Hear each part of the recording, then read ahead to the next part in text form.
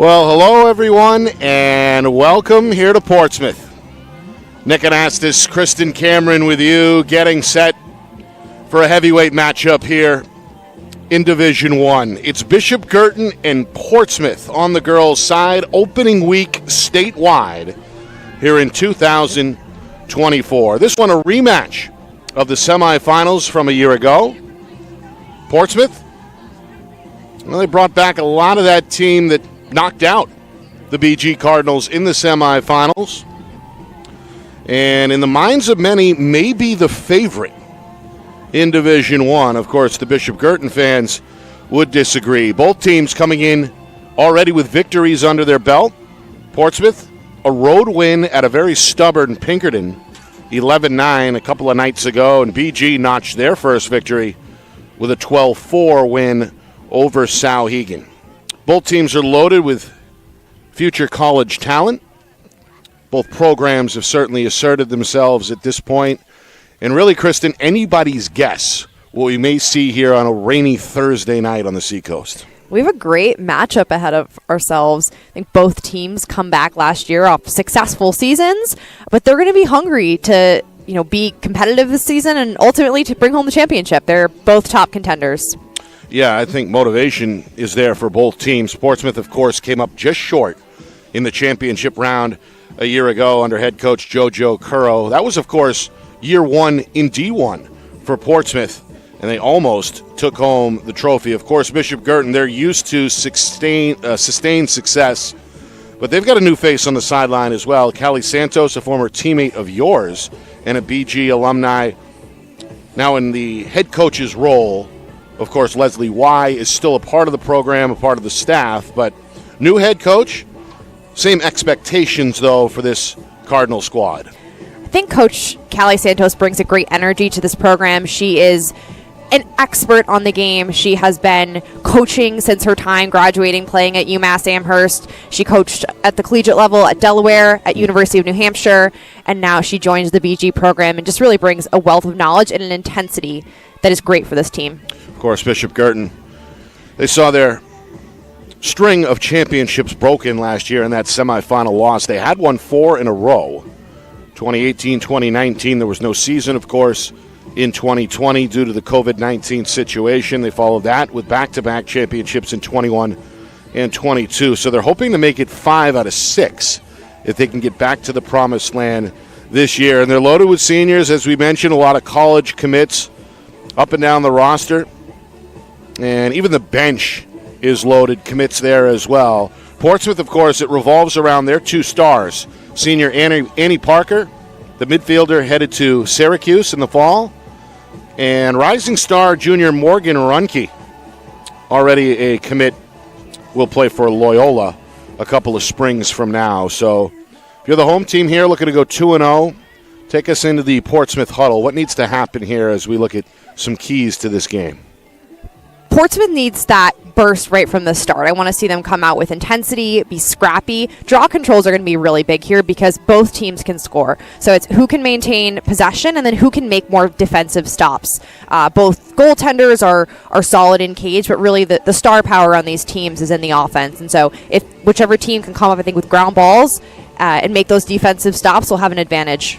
And how about the weather here? It's been raining all day. The field is wet. It's turf, of course. And still a little bit overcast, little sprinkles.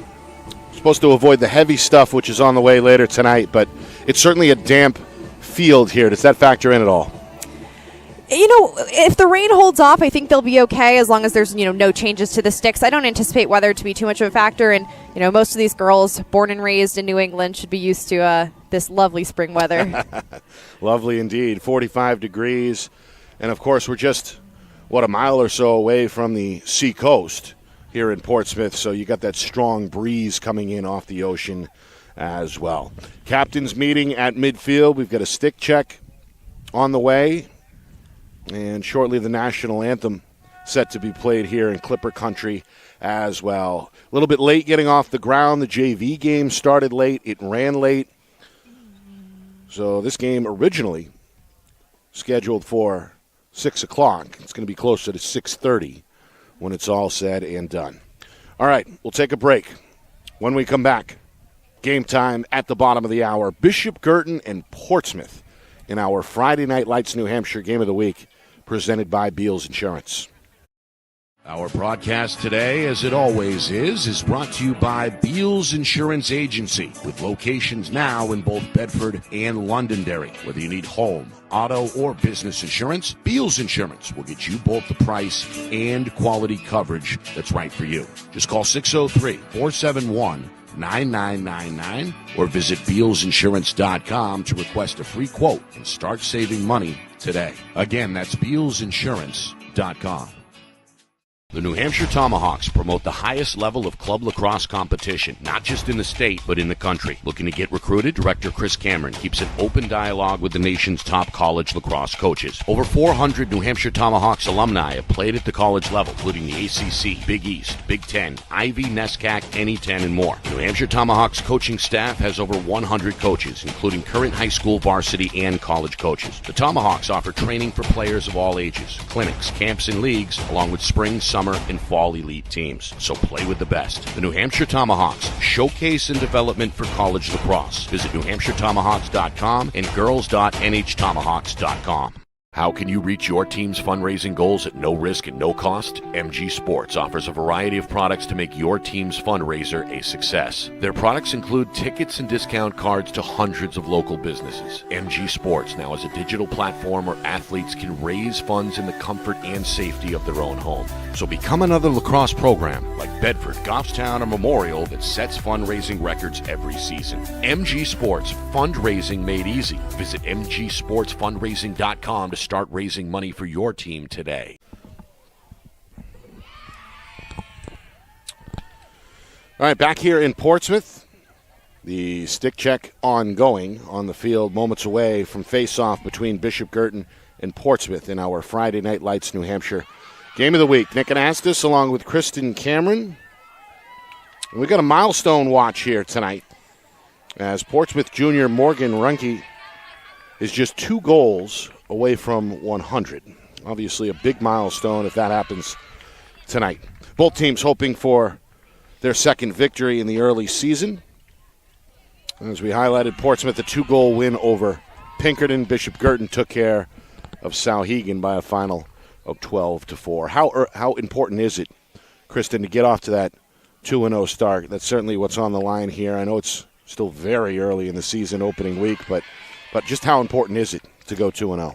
You know, I think even more so than 2-0, every single one of these games is going to have playoff implications, and so I think getting this win early in the season, one, it's a vote of confidence for the teams, and they can, ride on that momentum. But whichever team doesn't win today, it's also going to be motivating, right? Like, they know that it's going to be a competitive game no matter what, and I think both teams, have goals to make it far in the season, and so I don't think a loss here in this case it is detrimental. Got a decent crowd here growing. Most folks in either the winter jacket or the rain gear. And again, the temperature should stay where it is for the next couple of hours, mid-40s. Far from ideal, but could be worse for sure. All right, let's take a look a little further in depth at this Bishop Guertin roster under first-year head coach Callie Santos. They lost 7 seniors due to graduation from 2023, but as we can see, there's a Flagler commit, Quinnipiac, Iona, Villanova, Muhlenberg, Elon, Bucknell, the list goes on and on. And, of course, in the goal is the junior Maddie Eder-Linnell, the Sacred Heart commit. What do you know about her?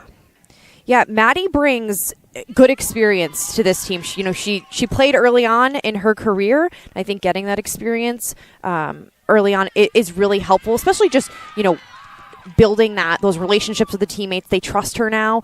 She's a very vocal goaltender, and so I think that will, get the team going, get the D going. But getting those few saves early on can make a really big difference for a goalie's play. Yeah. Of course, we discussed that element of the game last night on FNL Lacrosse. Of course, that episode is now up on our YouTube channel, FNLNH Media. We're live every Wednesday at 6 o'clock. Coach Cameron in the co-host chair. And Well, he said so last night. Sometimes a big save, especially in the women's game, can really turn momentum. And both these goaltenders tonight will look to help their teams in that regard. As Sage Boussiere, the sophomore, is going to get the start tonight for the Clippers. And again, on the other side, in the other cage, is Maddie Eder-Linnell. So they'll be tested for sure, as we know these attacks are two of the best units really in the state, regardless of division.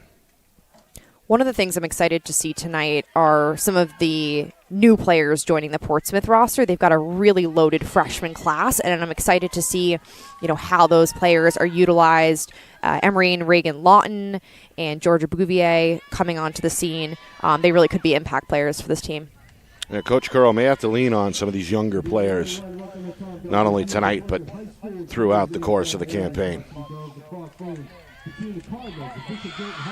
All right, BG off to our right. In the road, green and golds, white lettering. Portsmouth, the home team, in the home whites with the maroon shorts.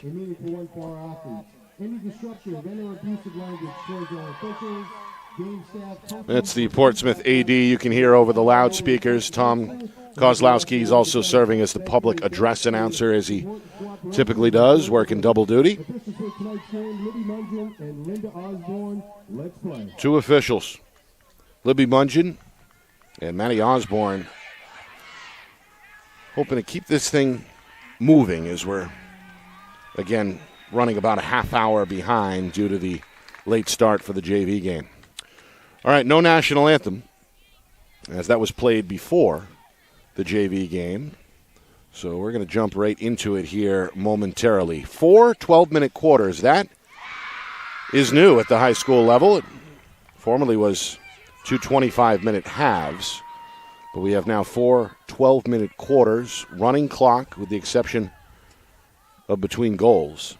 And the final 2 minutes of both the first half and the second half will be a stopped clock situation based on the whistle. One of the questions you had off air, Kristen, was who was going to take the face-off draws. Well, there's your answer. It's Anna Campbell, the senior on her way to Flagler. Is going to line up with the very talented Syracuse commit Annie Parker to begin things in the circle. That matchup's not quite a surprise. Campbell, who is an attacker, so you'll see her after she takes the draw. She'll retreat back behind the 30 and mainly play attack there. Really skilled player. And she learned from the best. Older sister, Katie Campbell, took the draw for the Cardinals a couple years ago, now plays at the University of Virginia. Part of that 22 campaign that was loaded with talent. Meanwhile, a delay here as the officials, I think, are searching for something on the sideline. Yeah, it looks like there was a hole in the net, so it looks like they're zip tying that up. Make sure we get no stray balls through there. Yeah, there we go. Off to the left, it looks like in the Portsmouth net. As Sage Boussiere looks on. It's Coach Currow out there as well. Want to make sure that everything is tidy here to begin the game.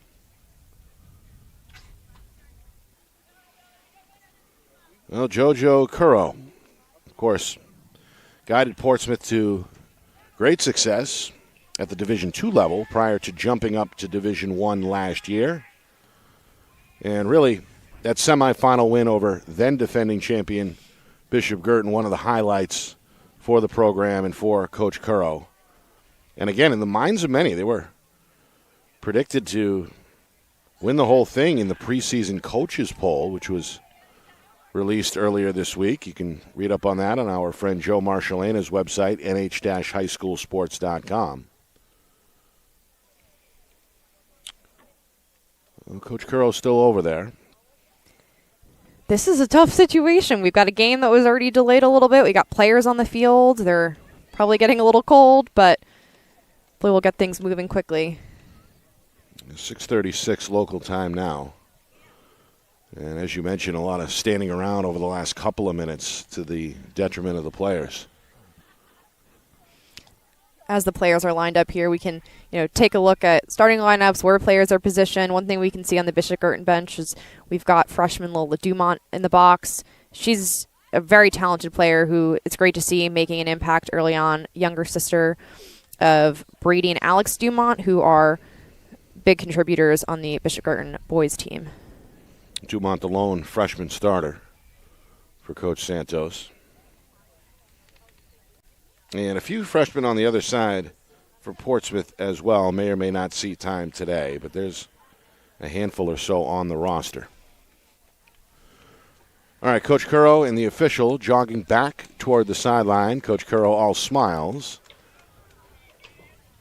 as I believe we are just about set to go here. You can see us. We're under the tent. We're protected for the moment. We're going to keep our fingers crossed and in hopes that the rain holds off until after the game. All right, Portsmouth will work left to right to begin the game. BG will counter from right to left.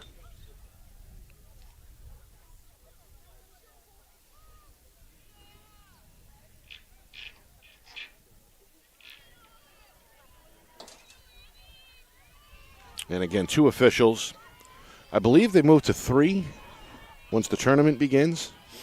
That does sound correct. Yeah, usually there's an official watching the box a little bit more closely, a sideline official. Yeah. But we're in good hands tonight with 2 veterans. All right, ready to go. It's Parker against Campbell from midfield. You see the wings already jockeying for a position on the outside of the circle. It's up in the air, and we are underway from the seacoast. It's picked up on the run by Morgan Runke. A quick whistle will ensure it for Portsmouth as Runke puts it back into play. So the Clippers with a chance to strike first. Bench fired up. Really both benches making noise here at the onset. Runke wants a one-on-one. Little stutter step. Gets by the defender, but that one flies out of her stick high and out of play. It's backed up, though, by Parker, and Portsmouth will have another shot. That's a matchup we're going to see all game. Runke on Kuchalakis. It makes sense on one of Portsmouth's top players. Put one of your best defenders. Kuchalakis is definitely one of the most athletic on the field. Meanwhile, a power move by Annie Parker, the senior, in a sea of green, somehow made that one happen. As she beats Eder Linnell to her right and puts Portsmouth on the board here 1-0, just, 47 seconds in. Yeah, Parker really, she uses that stutter step and she beats Rodell to the inside. That's exactly what she wants to happen. As soon as you can get underneath, she was in a position. She had met with a little bit more resistance, but nifty player, able to protect her stick on the inside and finish. Syracuse commit. And a multi-sport athlete for the high school. Got a rematch here in the circle. Parker looking for a second win in as many tries. This one is going to take a couple of bounces and take a roll near the bench before it's picked up by Campbell. Helps out her own cause, avoids the double team, and finds Kuchalakis, who's on the move. Triple team. Kuchalakis still with it, trying to weave to her left. High pass brought in overhead by Dumont, and Bishop Guertin is ready to cook for the first time. It's 1-0 Clippers, just over a minute gone here in this opening quarter.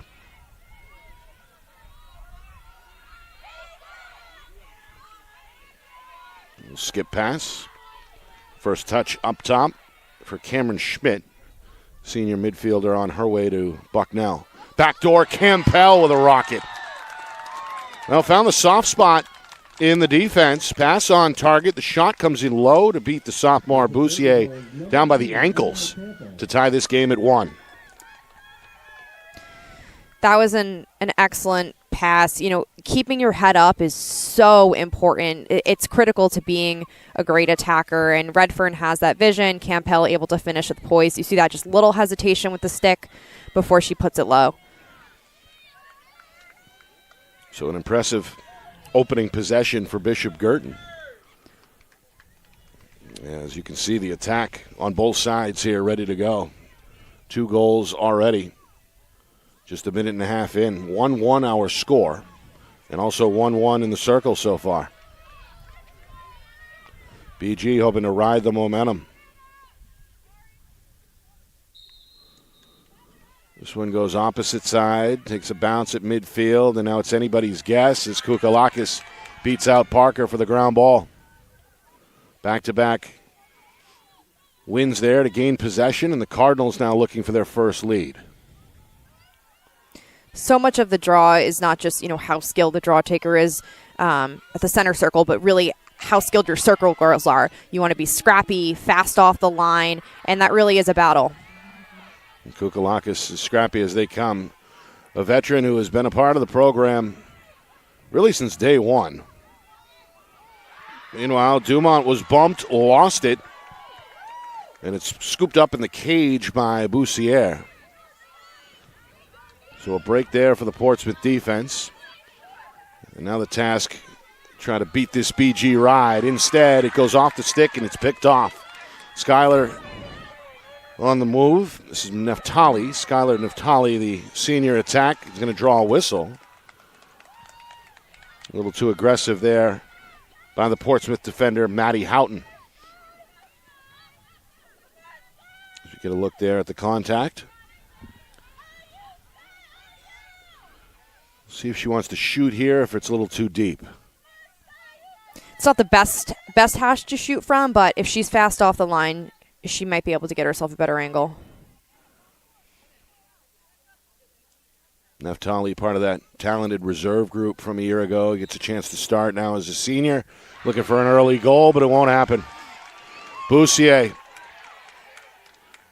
able to diagnose that one correctly. Meanwhile, the outlet pass is dropped and scooped back up by Parker. Floats one over the top. Catching on the run is Ginger Vinciguara, the sophomore, who's hunted down from behind. BG causes another turnover. And now a sprint up the near sideline. Abigail Lynn, the sophomore, with her first touch. Able to avoid 2 defenders. Bishop Guertin playing this cautiously near midfield. A job well done there. Very clean clear by the Cardinals, and a great cause turnover by Cameron Schmidt there. She was, a trailing defender, and that's a great opportunity when a stick is not protected. 4 minutes in, 1-1 our score. Cardinals looking for their first lead. Clippers continuing to chat defensively. Schmidt to her right. Runke right there with her. Pass in the middle, collected, but then stripped. Redfern lost it from behind. Now a late whistle and some contact did occur, according to the officials, so BG will keep it. It's going to set up Lauren Redfern. The Villanova commit from straight away goes low, and this time does beat Boussier. 2-1 BG. A nice job there by Redfern. A pretty good attempt there at the stop, but Boussier unable to get the whole thing just a piece, and then it rolls in to give the Cardinals the 2-1 lead. That's the third shot on cage in a row from the Cardinals low. So if I'm Boussier, I'm starting to pick up on that, being prepared for those low shots. And if I'm the Cardinals, I'm definitely going to want to change up my plane of shooting. Clippers came out in a backer zone. They were able to put the ball on the ground a couple times. They're playing an aggressive style of defense, whereas the Cardinals came out in a man-to-man defense. It looks to be effective so far. They just have to clean up those fouls, because those free position opportunities can be lethal. Yeah, we've seen 3 already through the first 4.5 minutes for Bishop Guertin. 2-1. They've also had the advantage by a count of 2-1 in the circle. Make it 3-1 as Runke was early. Wasting little time of the Cardinals. Kukalakis to the right. Looking for room on the wing. Is BG going to settle back in to the attack? Looking for a third unanswered goal. Lynn given space. Schmidt. I believe that's Mariella Tomasello, the junior attack behind the cage for BG. And now back up top again for Lynn. Wants a one-on-one with Parker, trying to draw her out the senior. Short pass to the right, taken on the move. Naftali, and a good defensive play here by Portsmouth's Neely Conlon, the sophomore. Going to draw a crowd and then throw a pick. Intercepted, but batted away from behind, and now BG on the move again. Jordan Gable, the junior Iona commit, escapes the fray. And again, the Cardinals are going to pump the brakes here with the 2-1 lead on the board as we hit the midway point first quarter. BG on that last possession, they tried to set up a couple different looks. I think that the pass was forced. Those are the kind of things they want you to play fast and make those mistakes. So, credit to the Clippers defense there, but like to see a little bit more poise from the Cardinals. Meanwhile, Kukalakis' stick betrayed her, but she recovers. And now Redfern, after a jab, is going to pull it out. Well, as we know, no high school shot clock here in the state of New Hampshire. Different, of course, from the NCAA level. So teams are free to take their time. And BG doing that here on this trip. Kukalakis checked there by Renke. Now it's Redford looking to make her way back to the middle. Steps on the gas. Renke is right there with her. Little one-on-one here. Now it's Schmidt trying to split dodge, and again the ball came out on the shot attempt. A whistle is going to give this to Portsmouth. We've seen that a few times now on both ends of the field where players are just not protecting their stick, leaving themselves open to being back-checked. Meanwhile, Parker hooks up with Lily Patterson, the sophomore, who gets the clear. And now Portsmouth looks to tie the game inside of 5 minutes remaining first quarter. Clippers scored on the opening possession of the game, but have not been down at this end of the field since. As we saw 3 straight face-off wins for the Cardinals extend that momentum. Strong move by Parker, draws the double team, and then a whistle on the catch on the weak side. Flag out of the pocket of the official here.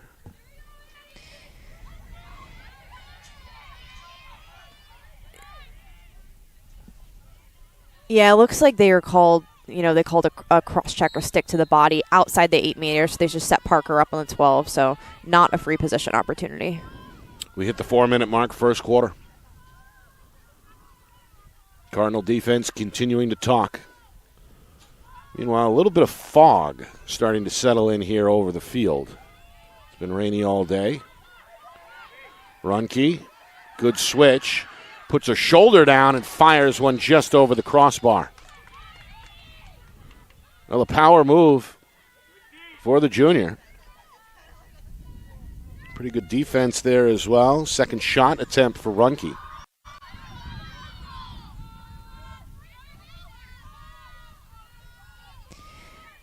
Really impressed by the defensive play there. You can see the Cardinals, they have to play physical against these really strong attackers who are just, excellent downhill dodgers. I like that the refs let them play there. Coming up on 3 minutes. Runke lost it, but was pushed. That's the freshman Dumont right there with her. Dumont, a little too aggressive perhaps. Runke now at a tough angle deep, not going to shoot. Going to pull it out instead. Parker looks to hit the reset button as she jogs to her left, given plenty of room by the defender. Shimmy shake, shot, goes high. It'll stay again with the Clippers. Wind picking up a bit here on the seacoast as well. This is Vince Aguara. On the back pedal, hooks up with the freshman Emery Lawton, who draws a double team. And Runke in a crowd is again going to draw the whistle. She's a player that's, not afraid of that physical play, and she will keep running unless you stop her. Yeah, she has brought the fight to the defense here early. A couple of shot attempts that did not go. Is the third time the charm it is. It comes off the free position shot. beating Eder Linnell low. And we are tied at 2 here with now inside of 2 minutes to go. So the free position shot, figured that would factor in. It has early, 1 for each team. So Runke with 5 goals in the 11-9 win over Pinkerton gets her first of the night for Portsmouth. Puts her at 99. That's right. Milestone watch tonight. As one more will get her into that elusive 100-goal club. And again, still with the better part of 2 full seasons ahead of her. Scary to think where she may end up. Already committed, going to join her sister, Avery, over at Loyola. Avery coming off a Rookie of the Week award this week, as you highlighted off air.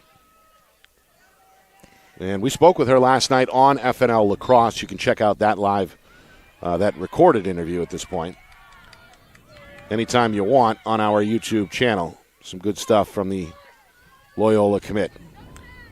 2-2. BG, another good play there on the wing to ensure the possession off the face-off, and now looking to reclaim the lead here in the final 100 seconds of this opening quarter.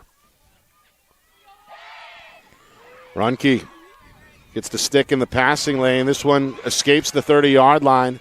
And that gives Lawton a chance for it, and Lawton capitalizes, draws a whistle, and they're going to keep playing as Lawton continues to move down the sideline, picked up now by Schmidt. Vince Aguara trying to avoid one defender in front and one in the back. Gets rid of it. And Portsmouth okay with slowing things down here as we approach the final minute. Clippers struck first just 47 seconds into the game, looking for their second lead of the night, and their first lead since that moment. Runke versus Kukalakis. That's the matchup to watch. And here they are, goal line extended. Runke going to circle back towards the middle, trying to shake off the senior, spins left. Short pass for Vince Aguara. And again, nowhere to go. Little tap out in front, and the goaltender is ready. Eder Linnell with her first save. The Sacred Heart commit was ready for that one out in front. Yeah, definitely, assisted by her defender, Ariana Kuchalakis. She played fantastic 1v1 defense.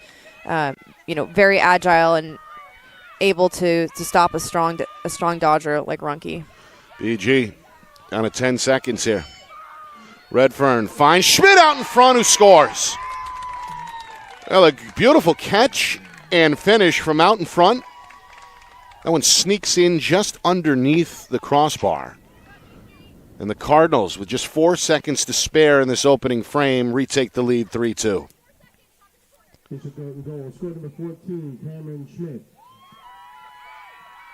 Beautiful assist and shot placement. Redfern with her second assist of the game. She really is that heads-up attacker, has that vision. And Schmidt, I like how quickly she released that ball and put it right under the crossbar.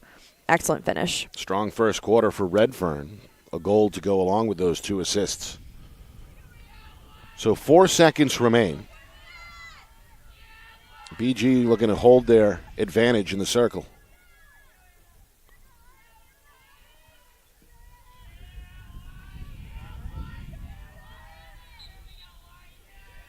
So back towards Vince Aguara, trying to body up Lynn, and that'll bring us to the horn. 1 quarter in the books. BG looking for revenge after a semifinal loss to Portsmouth a year ago. They lead the Clippers 3-2 after 12 minutes. So right back for quarter number 2 in just a moment. You are watching our Friday Night Lights and Heads at the end of the week, presented by Wheels Insurance.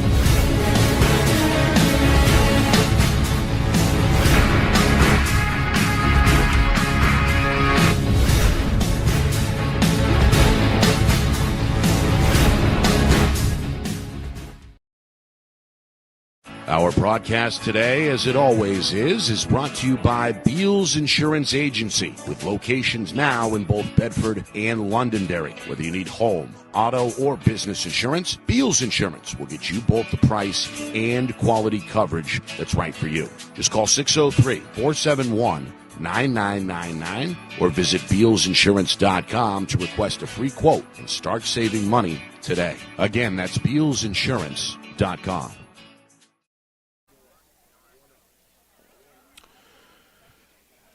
3-2 after 1. BG leading Portsmouth here. Opening week statewide of this 2024 NHIAA girls lacrosse season. Nick Anastas along with Kristen Cameron. A good first quarter both ways. Portsmouth struck first early. BG rallied back. Really started to gain control of both the face-off draws and then the free position shots factored in, as well as the Cardinals went 1 for 3. And all in all, 12 minutes in the books here. 3-2 BG as we get set for the second quarter. It was a physical first quarter. Big defensive stops from both teams. That's what I was looking to see, who's going to come up with more. Cardinals with the advantage in the draw circle is definitely helping. They've held the ball for more of the first quarter. I think we're going to see aggressive circle play with the Clippers looking to, win more of those draw battles. But a competitive game right now, way too early to call it. Yeah. Well, again, there's a decent and growing crowd presence here in Portsmouth. A standing student section off to our left cheering on the home team. And supporters of both schools braving the cold weather here in the second week of April. It's rainy, it's wet, it's foggy, and windy. You got all the elements that I know you love, Kristen. Oh, what could be better than sitting right here watching this game? All right, Dumont is going to go into the circle here for the Cardinals. We saw Campbell take the majority of the draws in that first quarter. Parker returns to the circle where she has split time with Runke so far. A couple of saves in that first quarter for both goaltenders as well. See, BG has decided to line up with 5 defenders behind the restraining line, keeping only 3 on their offensive end and swapping out Dumont in the circle for Campbell. Teams have switched ends as well. Cardinals will head left to right in the second quarter. Portsmouth will counter right to left.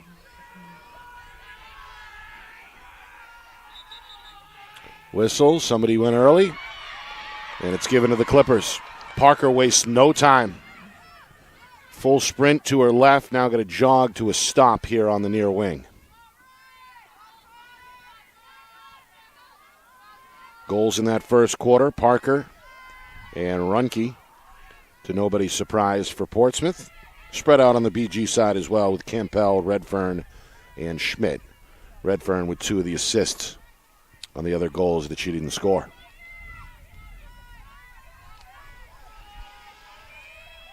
You seen anything that's jumping out defensively here either way?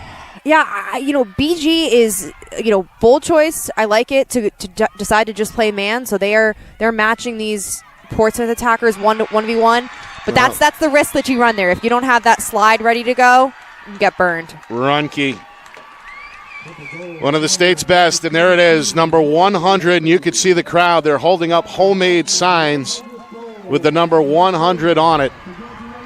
So congratulations to the junior.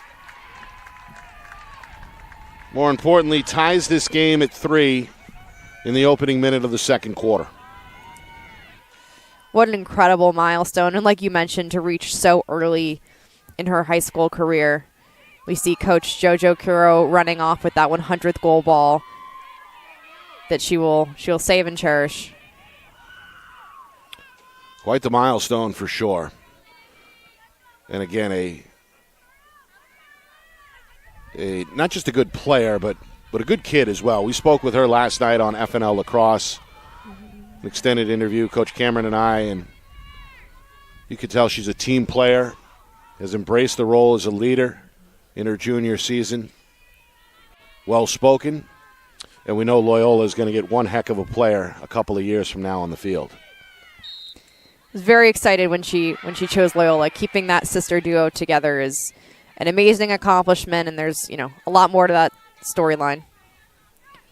Meanwhile, Kukalakis able to get to it to secure it for BG. Now Coach Santos in motion on the sideline trying to direct traffic here as her team looks to reclaim the lead, but a cross-zone pass is broken up, and now it's clamped down upon by the goaltender. So the Clippers get the stop they want, now trying to work out of their own end. Yeah, that's just one of those unforced turnovers. I'd like to see a little bit more poise, better decision-making from Redfern there in a game where every possession is going to matter. You want to make a better decision and pull that out if you don't have it. Meanwhile, Parker crosses midfield after seeing her teammate Addie Deal take a pretty good spill there on the turf. The freshman showing some toughness, popping right back up after drawing the whistle. Clippers want the lead. 2 minutes in, second quarter. We're tied at 3. Pass low and a little behind the target, but it's recovered by the freshman Emery Lawton, who comes up firing.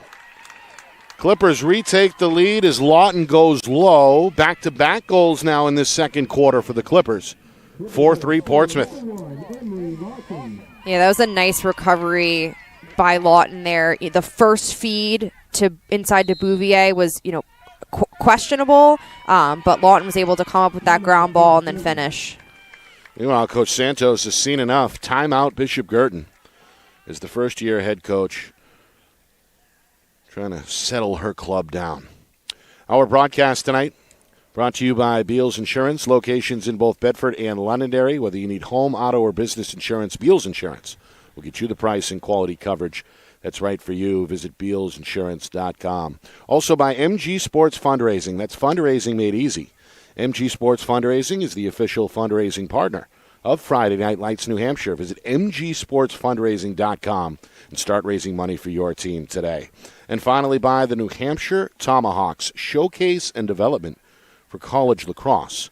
Visit nhtomahawks.com and also girls.nhtomahawks.com. Talking off air, Emery Lawton, one of 2 twins, both freshmen for this Portsmouth club. Reagan Lawton not in uniform tonight, but Emery representing well. And, of course, they're part of that New Hampshire Tomahawks program.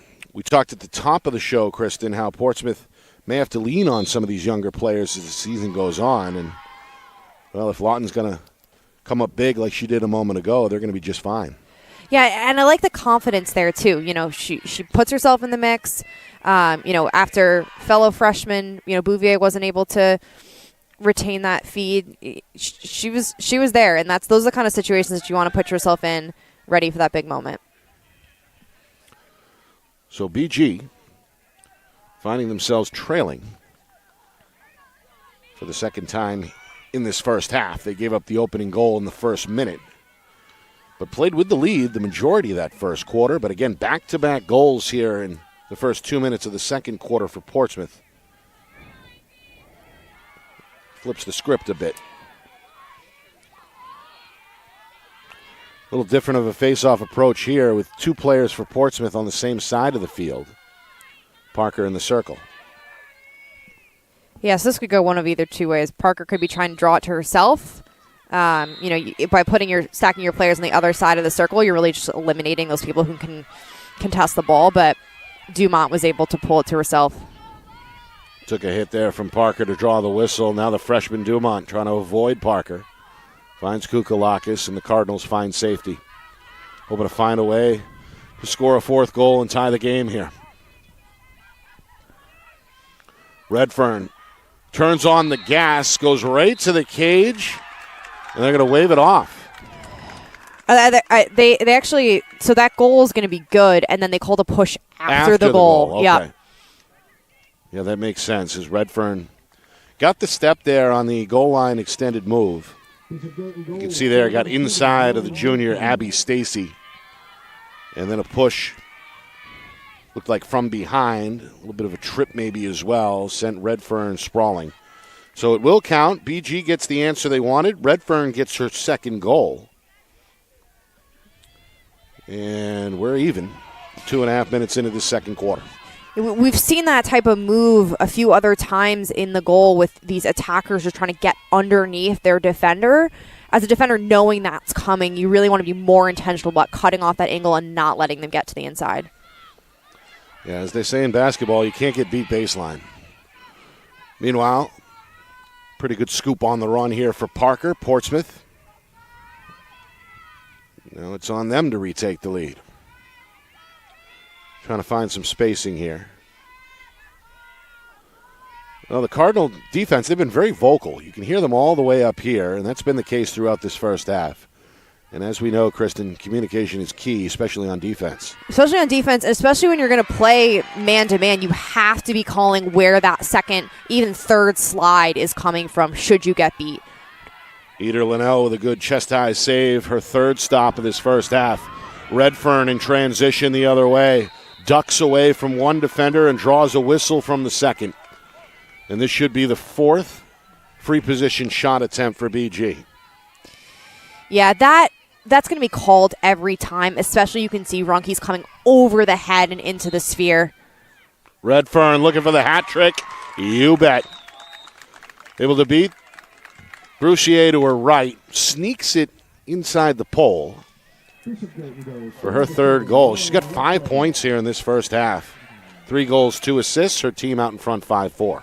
That's going to be a theme all season long. I think Redfern has been a contributor. She was a contributor in her first 3 years, but I think she's just been building that confidence, and not surprised at all that she's a leader on this offense. Heading to Villanova. And the senior has been a big part of this program's DNA for the last several seasons. I think the player, or the person who got the most joy from that goal, was former head coach Leslie Y. We saw her run up and down the sideline, slapping high fives with both hands. Took a step back from some of the duties, of course. When you're the head coach, there's a lot that falls on your shoulders, a lot that folks don't necessarily know. And she's still committed to this team, as we know, but decided to pass the reins to Callie Santos in the offseason. Meanwhile, Vince Iguara lost the ball and the stick. Somewhere in that sea of humanity, BG's Haley LeBlanc came up with the ball. We get a whistle and a slash against Portsmouth. Yeah, we're going to need to stop this play here. That was a yellow card on Lawton. They're going to need to bring it all the way back. Yeah, BG just kept going. Meanwhile, Lawton is headed to the box.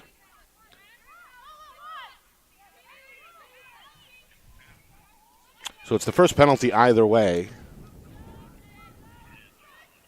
And Coach Currow going to have a quick word with the freshman in the penalty box. Yeah, in the heat of the moment, it's easy to swing that stick a little bit, but having the discipline is definitely learned with experience. Meanwhile, this sideline pass goes over the head of Dumont. Hoping to back her up is Tomasello, but couldn't stay in bounds. A little bit of an unforced error there. We'll give it back to Portsmouth. Another whistle. They're going to give Vince Iguara some room here. As Portsmouth, that's exactly what you hope for. You don't have to play her down. You can run down that penalty. Playing shorthanded here.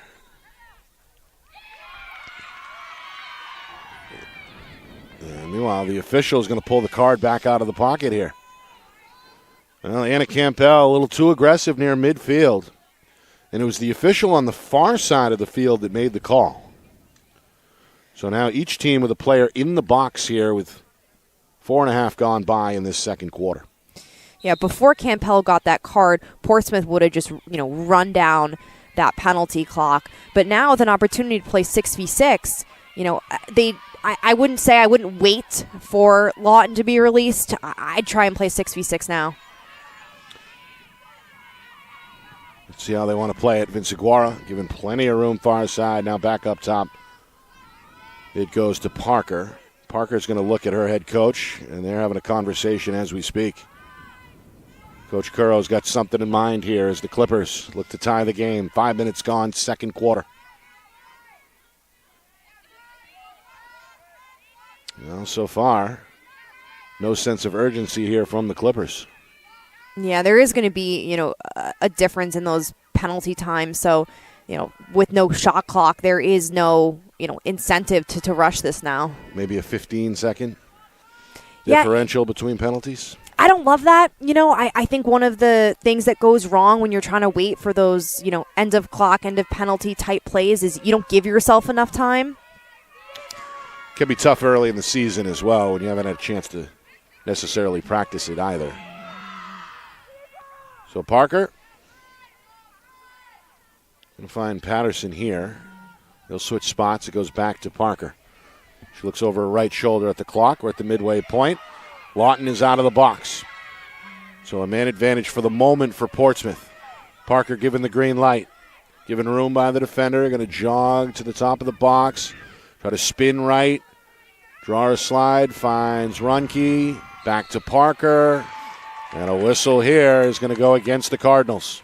Yeah, shooting space. Looks like on number 13, Taylor Gibbord.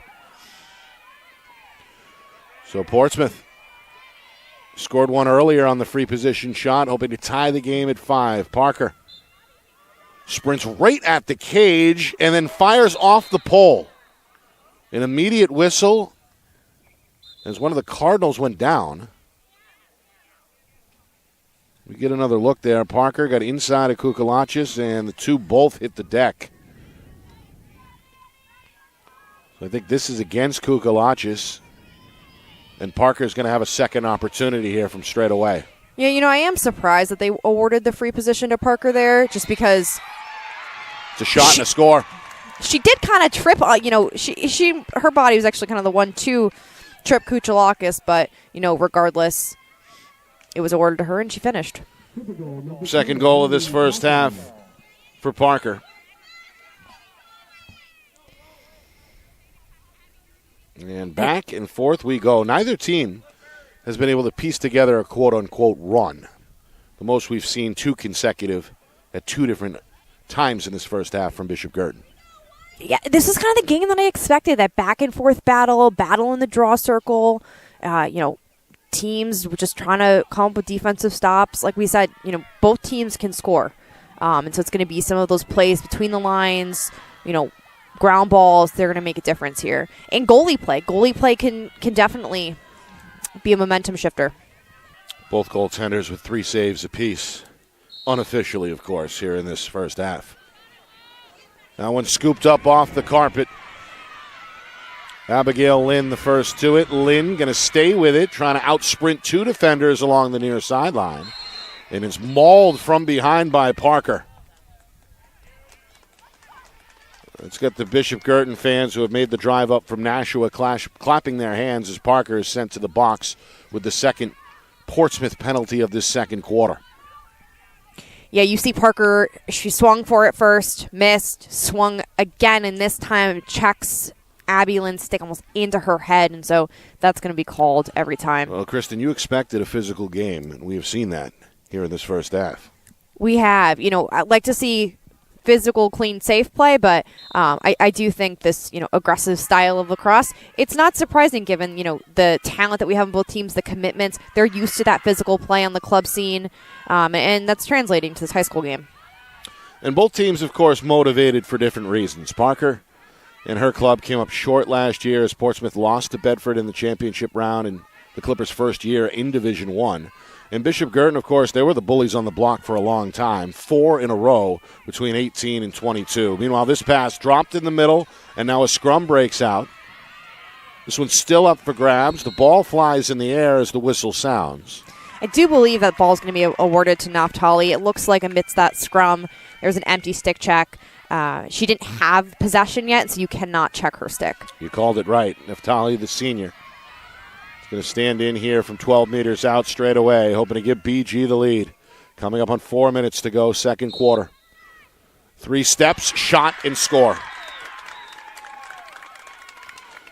So back and forth. That's been the theme. Cardinals have cashed in now on a couple of free position shots, make it 3. And just like that, BG retakes the lead 6-5. Another low shot. I think we've seen the majority of goals, other than one that I can remember from Schmidt, where she went just underneath the crossbar. A lot of low shooting, and so hopefully the goaltenders do start to pick up on that, become ready. I love this story about Naftali, though. You know, she was a player who didn't see much time last year. She kept working hard, worked her way into the starting lineup, and now she is a contributor on one of the top teams in Division I. Yeah. Getting some good one-on-one coaching here as well from Coach Santos. Gets her first goal of this first half. 6-5 BG.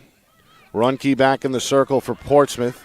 Trying to poke it ahead. Kukalakis goes flying. Play resumes. And it's taken waist high off the bounce by Jordan Gable. The junior defenseman with a good pass up ahead. Now it's Dumont with plenty of room. And a whistle's going to break up the action. A trailing official there called a shooting space. You saw that from all the way back there. That's what's happened when you're running downhill at full speed. You draw that slide. They definitely don't want Dumont shooting that through multiple players. Dumont goes low. Broussier got a piece, but it ends up rolling across the goal line for BG's 7th goal of this first half. First for Dumont, the freshman. So the whistle's starting to come hot and heavy here in this second quarter, and the Cardinals have taken advantage now as they have scored 4 goals on free position shots.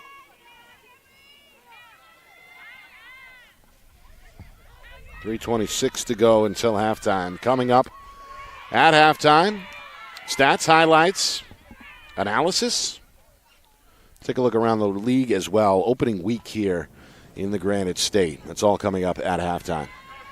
Another change-up in the draw circle for the Clippers. We've got a battle of the freshmen, Lola Dumont, number 1, against number 1 for the Clippers, Emery Lawton. A sneak peek of the future, perhaps, for these two talented programs.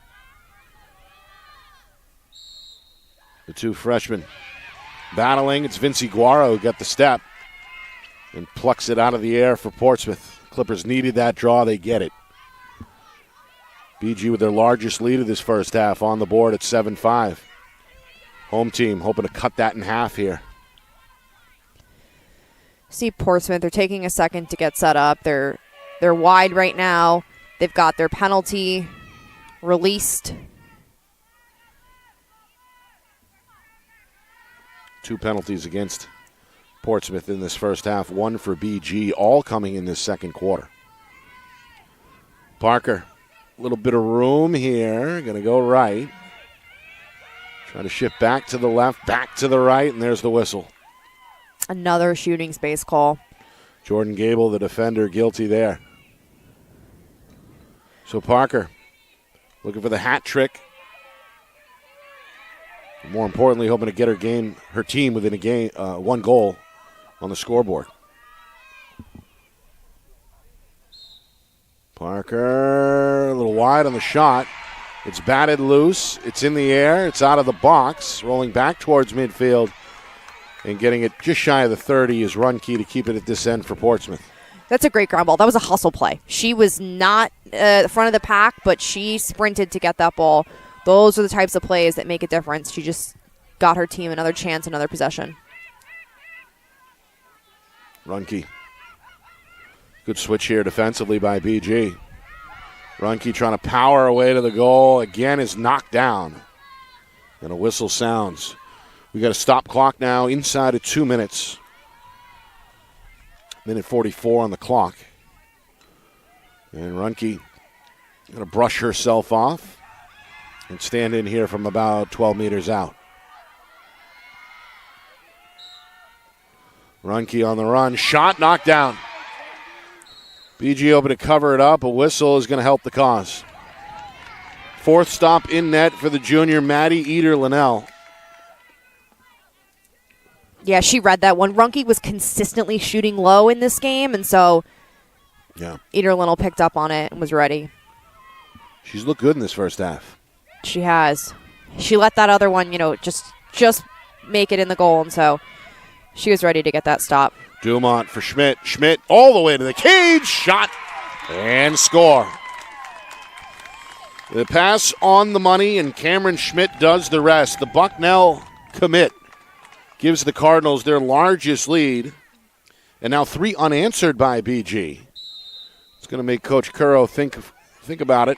And, yeah, she's going to use a timeout here as the home team wants to talk it over. 1:14 to go, second quarter. BG giving themselves some breathing room here. It's 8-5. Cameron Schmidt looked really smooth there. She was able to catch that pass from Dumont on the run. She protected her stick, worked through traffic, and then was able to finish.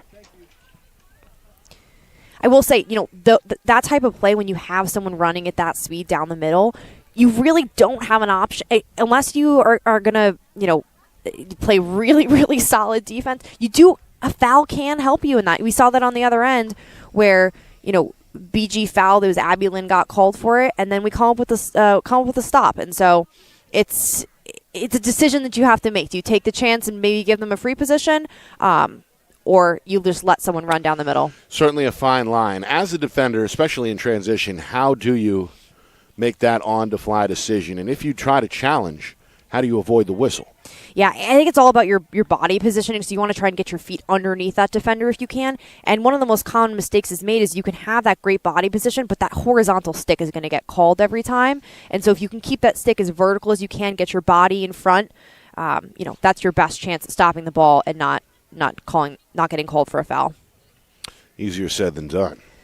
Yeah, not easy. 8-5 BG. They've strung together the longest run either way so far as well, with the 3 unanswered. All coming in the last 3 minutes or so. Naftali, Dumont, and then Schmidt to break open what was a 5-5 tie. So Coach Curro with a good timeout here. Portsmouth hoping to finish the final 74 seconds strong here before the halftime break. Yeah, I think one of the things that we've seen from Portsmouth on offense is they've had some possessions in this quarter. They've won draw controls, but they're playing slow. They're slowing it down. They're working it around versus I think we've seen the Cardinals play a little bit faster on the offensive end. So I'd like to see them try to match that, play a little bit faster, and see if they can catch the Cardinal defense off balance. Dumont back in the circle. The freshman has played well for Bishop Guertin in this first half. And one of the most talented seniors statewide, Maddie Parker, who's done her job to keep her team close on the other side here. Freshman versus senior. We're not going to see that matchup as there's a violation early against Portsmouth. Yeah, so it looked like once the officials are setting up that draw, you can't enter the circle. And so even though she was just trying to run through to get to her position, she needed to stay on the outside of that circle. That could cost Portsmouth here over the final minute, as BG again settles in, looking for a 4th straight goal.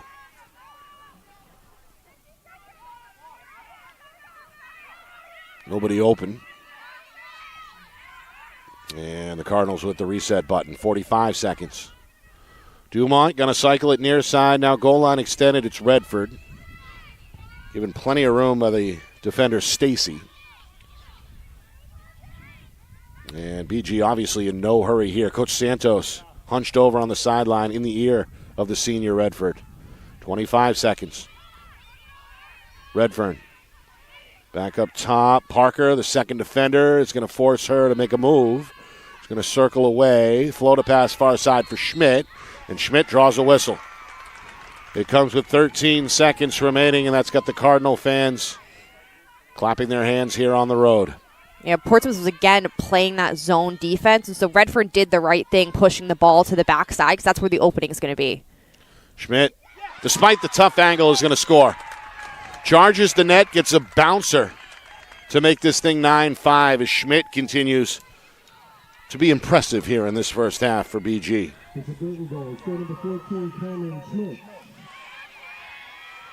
So 9-5. Of course, Schmidt, she scored with just 4 seconds to go in the first quarter. Scores with just 9 ticks remaining here before halftime. Yeah, another low shot. I feel like a broken record saying that, but if I'm Boostier, that's what I'm doing is I'm reading that low. If anything, guessing that's where ball placement's going to be. 9-5 BG. 9 seconds remaining.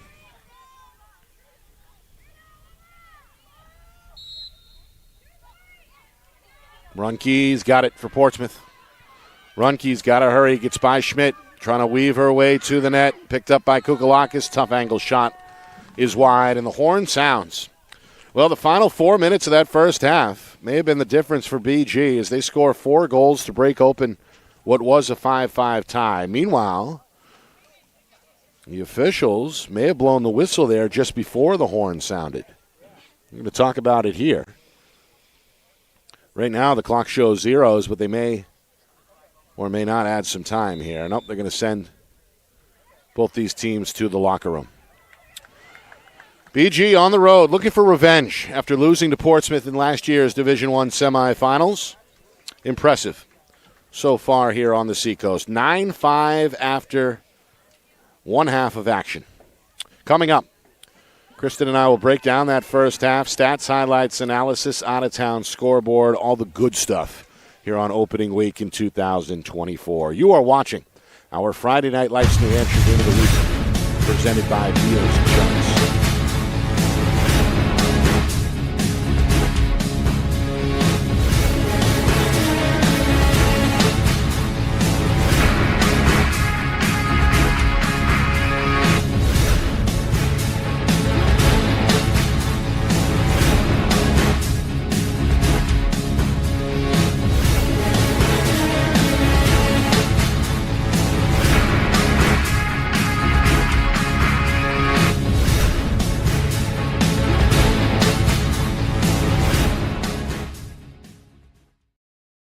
Our broadcast today, as it always is brought to you by Beals Insurance Agency, with locations now in both Bedford and Londonderry. Whether you need home, auto, or business insurance, Beals Insurance will get you both the price and quality coverage that's right for you. Just call 603-471-9999 or visit BealsInsurance.com to request a free quote and start saving money today. Again, that's BealsInsurance.com. The New Hampshire Tomahawks promote the highest level of club lacrosse competition, not just in the state, but in the country. Looking to get recruited? Director Chris Cameron keeps an open dialogue with the nation's top college lacrosse coaches. Over 400 New Hampshire Tomahawks alumni have played at the college level, including the ACC, Big East, Big Ten, Ivy, NESCAC, NE10, and more. New Hampshire Tomahawks coaching staff has over 100 coaches, including current high school, varsity, and college coaches. The Tomahawks offer training for players of all ages, clinics, camps, and leagues, along with spring, summer, and fall elite teams. So play with the best. The New Hampshire Tomahawks, showcase and development for college lacrosse. Visit NewHampshireTomahawks.com and girls.nhtomahawks.com. How can you reach your team's fundraising goals at no risk and no cost? MG Sports offers a variety of products to make your team's fundraiser a success. Their products include tickets and discount cards to hundreds of local businesses. MG Sports now has a digital platform where athletes can raise funds in the comfort and safety of their own home. So become another lacrosse program like Bedford, Goffstown, or Memorial that sets fundraising records every season. MG Sports, fundraising made easy. Visit mgsportsfundraising.com to start raising money for your team today.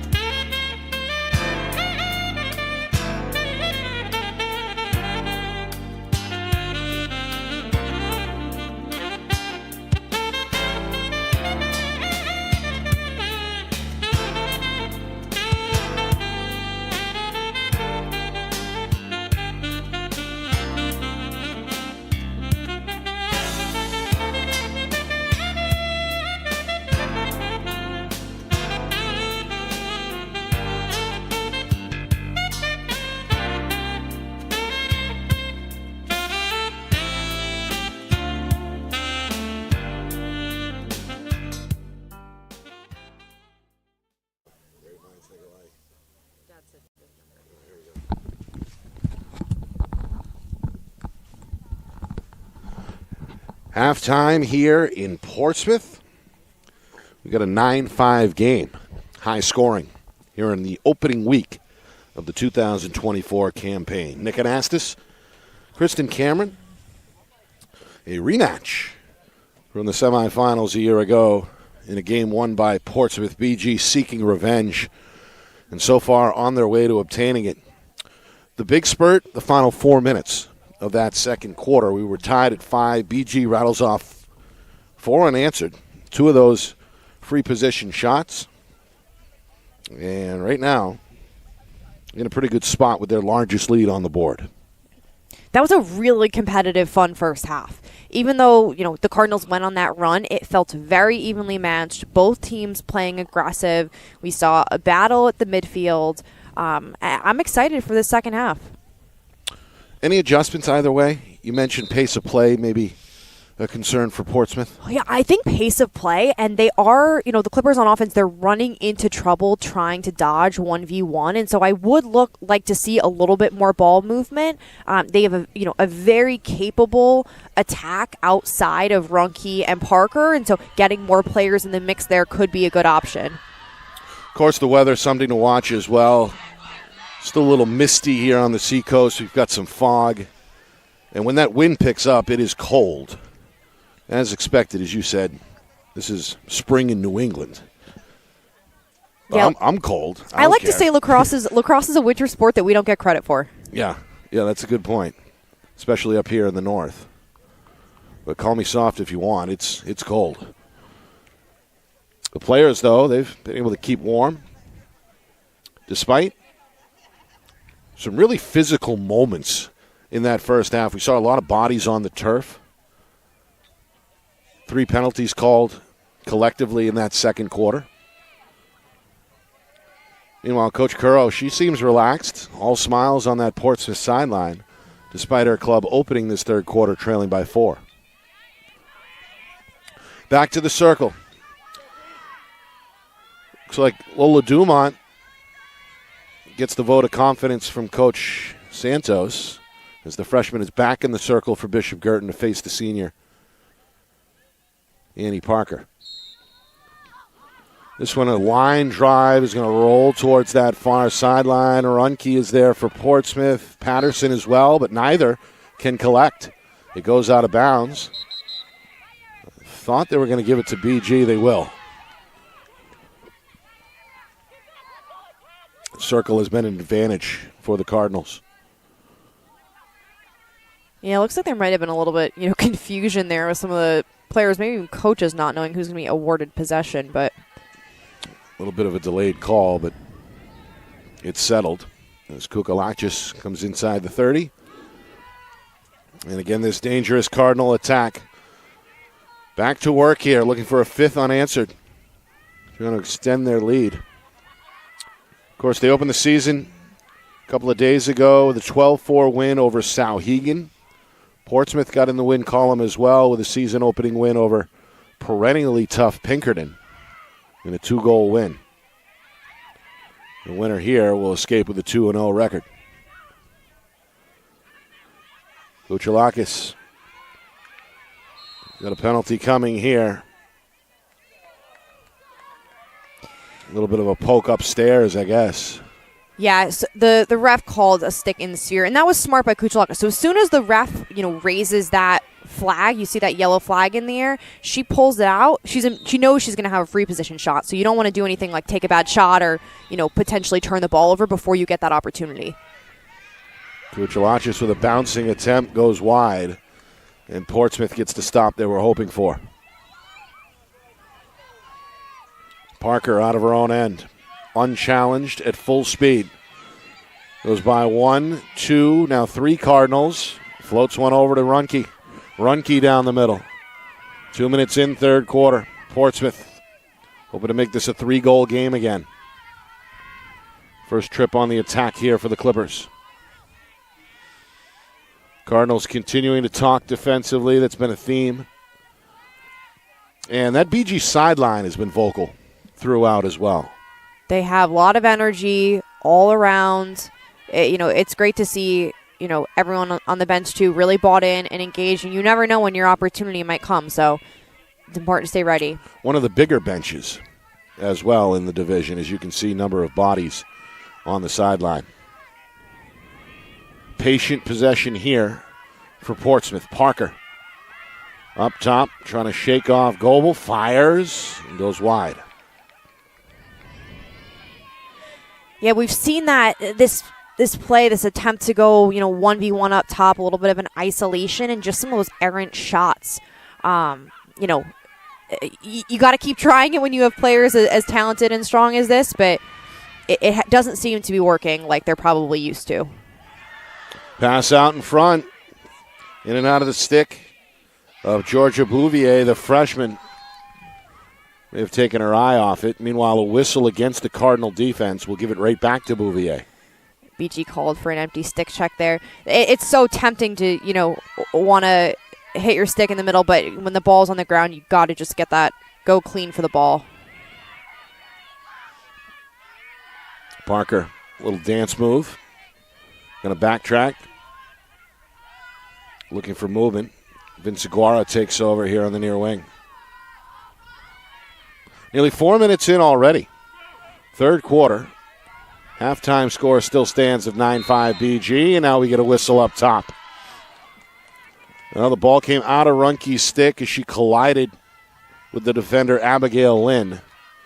And now Runke trying to give Portsmouth a much-needed boost here, but goes high. It's backed up, though, behind the cage by Addie Delisle, and will stay here with Portsmouth. See that one just inches over the crossbar. Shot, score. And now a whistle here. It'll dampen the celebration. A card comes out. We got a cross-check here against, I believe, Kuchalakis of BG. Yeah, so if we watch this replay, Runke's going to split left to right, and then it looks like a little bit of a shove maybe after she gets that. Yeah, the shove continues through the shot, kind of right up into Runke's ribs. And so that's where, you keep that stick vertical, you probably don't get that call. But as soon as the ref sees a horizontal stick on the body making contact like that, definitely a call at the least. But ref decided a yellow was warranted in that case, which is also going to award the Clippers the ball. There's not going to be a draw. That's a big turn of events. Second penalty against BG. We've now seen 2 each way. Parker slides inside the 30. And the Clipper attack gets back to work, trying to make this a 2-goal game again. Nearly 5 minutes in, second half. Parker given room. Looks for a cutter, but sails away from the intended target, Vince Aguara. It's backed up by Delisle. And now back up top for Runke. Whistle. What do we have here? A timeout is called by Portsmouth. Coach Currow didn't like the way that was developing and wants to hit the reset button. 5 minutes gone by, third quarter, 9-6. Bishop Guertin. Our broadcast tonight is brought to you by Beals Insurance, locations in both Bedford and Londonderry. Whether you need home, auto, or business insurance, Beals Insurance will get you the price and quality coverage that's right for you. Visit BealsInsurance.com. Also by MG Sports Fundraising. That's fundraising made easy. MG Sports Fundraising is the official fundraising partner of Friday Night Lights New Hampshire. Visit MGSportsFundraising.com. Start raising money for your team today. And finally by the New Hampshire Tomahawks. Showcase and development for college lacrosse. Visit NHTomahawks.com and also girls.NHTomahawks.com. This one got off to a good start for the home team, Portsmouth. They scored just 47 seconds into the game. Annie Parker made it 1-0. BG responded with 2 unanswered as Campbell tied it, and then Redfern on a free position shot gave BG their first lead. Didn't last long. A moment later, Runke tied the game at 2 with a free position shot of her own. And then in the closing seconds of the first quarter, it was Cameron Schmidt came up big for BG, scoring with just 4 seconds remaining. And that was our score after 3-2 Cardinals. Second quarter, things got a little chippy. A combined 3 penalties called in that second quarter. Portsmouth tied it at 3 in the first minute. Morgan Runke gets her first of the afternoon. Then it was the freshman Emery Lawton. Gave Portsmouth a 4-2 lead just 3 minutes into the second quarter. BG, though, back-to-back goals from Redfern as she collects a hat trick. Parker got her second to tie the game at 4, and then, as we mentioned, final 4 minutes was all BG. Neftali and Dumont, back-to-back goals on free position shots. Schmidt made it 8-5, and then 9-5 in the final 10 seconds. Lone goal of this third quarter came a moment ago from Runke, and that is where we are, 9-6, as we approach the midway point here of this third quarter. I like that timeout that Coach Curo called there. I think it was smart. She wasn't liking what she was seeing from her team on a player-up opportunity. BG still has Kuchalakis in the box. Just gave them a good opportunity to reset and try and capitalize on this player-up opportunity. See if they can. Near side, Lawton. And again, a whistle against the Cardinals. Lawton going to line up for a free position shot here. Going to smoke one towards the net, but there's save number 5 for Eder Linnell. The Sacred Heart commit read that one well. And now racing along the sideline for the clear is Jordan Gable. Hooks up with Tomasello. And BG, despite being a man down, a player down, at the midway point third quarter, they're going to settle in here on the attack, looking to extend this 3-goal lead. At the angle that we were watching that free position shot at, we could read it all the way through from here. I think, Lawton being, a freshman, a little bit less experience playing at this level, on a free position shot like that, you've got to either run it in a little bit closer or, change your plane, fake before shooting there. Coming up in 5 minutes, third quarter. BG yet to score here in the second half. Trying to change that out in front was Skylar Neftali, but goes wide. It's backed up in the corner. And now Tomasello from behind the cage is going to force the action here near side. Pushed out on the wing. Gives way to Campbell.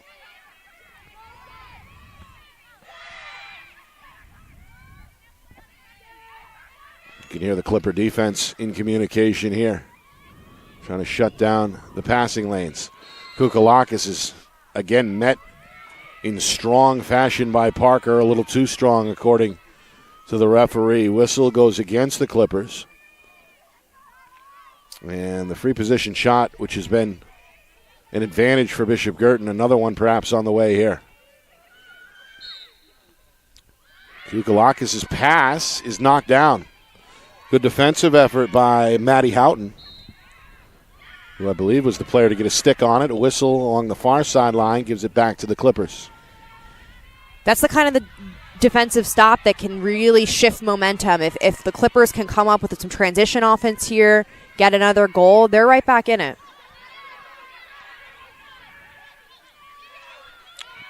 A good collective clear here, brought over the finish line by Neely Conlon, the sophomore. Vinciguara with a touch. Gives way to Runke, and here come the Clippers. 3.5 remaining, third quarter. Portsmouth has trailed most of the night, and by as many as 4 moments ago. Behind the net, Georgia Bouvier. The freshman going to change direction, now give it up to Lawton, her classmate. Lawton is pushed out by Lynn. The Clippers will reset. Yeah, not surprising the look that they want here. They want to isolate Runke and send her 1v1 against Schmidt. Here she comes. Shot and score. Runke with a full head of steam. Gets the hat trick. And an impressive looking shot there that may have changed planes, as we see here come out a little high. It ends up low. And Portsmouth, 2 goals, 2 unanswered goals in this third quarter. They've cut the halftime lead in half. It's now 9-7 BG. I think Portsmouth finally, figured out what they need to do to make these 1v1 successful. Runke drew her defender. She drew Schmidt out Schmidt out far. You saw the other Clippers giving her tons of space, which means that second slide was coming from pretty far away after Schmidt got beat. And with the power that Runke has on those shots, that's tough to stop with her giving her time and room in that space. Runke has scored both goals for Portsmouth in this third quarter.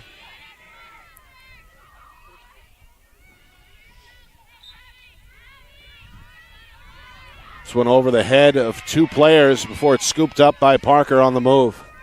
Takes it off the bounce knee high. And the Clippers, after losing the majority of the faceoffs, have found an advantage here in this third quarter, but they turn it over. Pass too high behind the cage, and it's back over to BG. That's a tough turnover at a time when the Clippers had momentum, the opportunity to make it a one-goal game. Instead, they turn it over to the scoreless Cardinals, third quarter. Goaltender out of the cage. Now Natali takes over. Challenging Patterson on the far side. Gets Beyer. Flicks one to the middle. Kukalachis is there. Brings it inside the 30 for BG. Back to Dumont. Cardinals look for spacing. And we'll look to set up shop here as we approach the 2-minute mark, third quarter.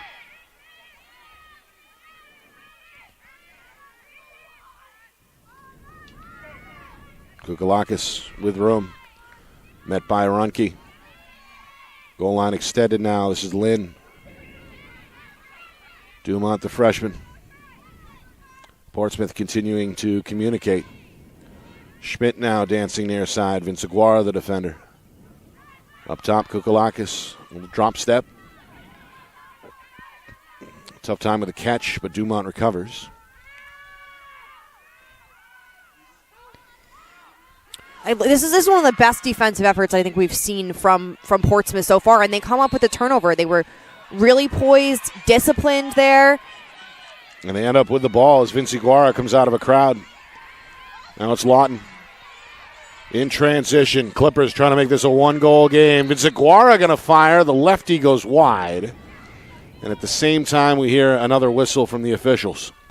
Another shooting space call. You can see as Vince Aguirre gets the ball, you see Taylor Gabord, number 13 for BG. She's trying to run in there, but her body's just in the way. And the shooting space is really, it's a call for safety. Final minute, third quarter. Shot and score. It's Vince Aguirre. Ginger Vince Aguirre, the sophomore, checks in a big-time way here. The Clippers have strung together now 3 unanswered goals in this third quarter, and it's a one-goal difference yet again. That was a great look. You can see when Vince Aguirre, she has her stick almost like trailing behind her body, which is really hard for the goaltender, Eder Linnell, to see and read. Pretty good-looking shot there. So a free position goal. And the momentum is on the sideline, on the home sideline at this point after Portsmouth trailed by 4 at halftime. You could tell, though, Coach Currow seemed to be at ease at the beginning of this third quarter. Came out of the locker room smiling. BG trying to turn the momentum around here as Campbell gets to the ground ball, and now with 35 seconds remaining, hoping to set up shop here for her club. Cardinals looking for breathing room. Yet to score here in this third quarter. Remember, they scored last-second goals in both the first and second quarters. It was Schmidt with 4 seconds to go in the first and 9 seconds remaining before the half. We're down now to 10 seconds. Campbell avoids the double team. Redford with a split dodge. And this one goes against the Clippers. Redfern's really speedy off the line, so. Meanwhile, the clock ticks down to 0. Running clock at the end of the first and third quarter. A stop clock at the end of the second and fourth. So yeah, that's one of those rule changes that we just saw. Yes, and it bites BG here. We'll take a break, come back for the fourth. It promises to be close. A one-goal difference. BG 9, Portsmouth 8 after 3. Fourth quarter next. You are watching our Friday Night Lights New Hampshire Game of the Week, presented by Beals Insurance.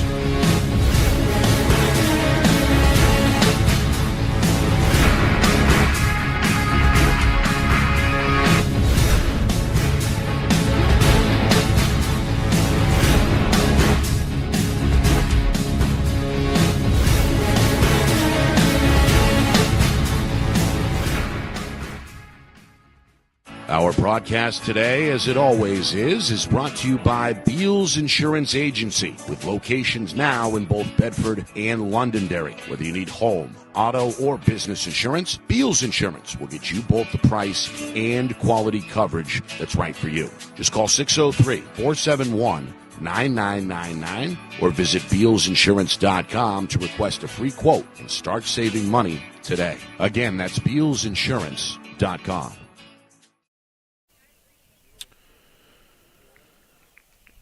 Well, sometimes those new rules can come into effect very quickly. As we see there at the end of the third quarter, the clock continued to tick, and now we'll have a face-off to begin the fourth quarter, so BG loses out on another potential free position shot. Nick Anastas, Kristen Cameron with you.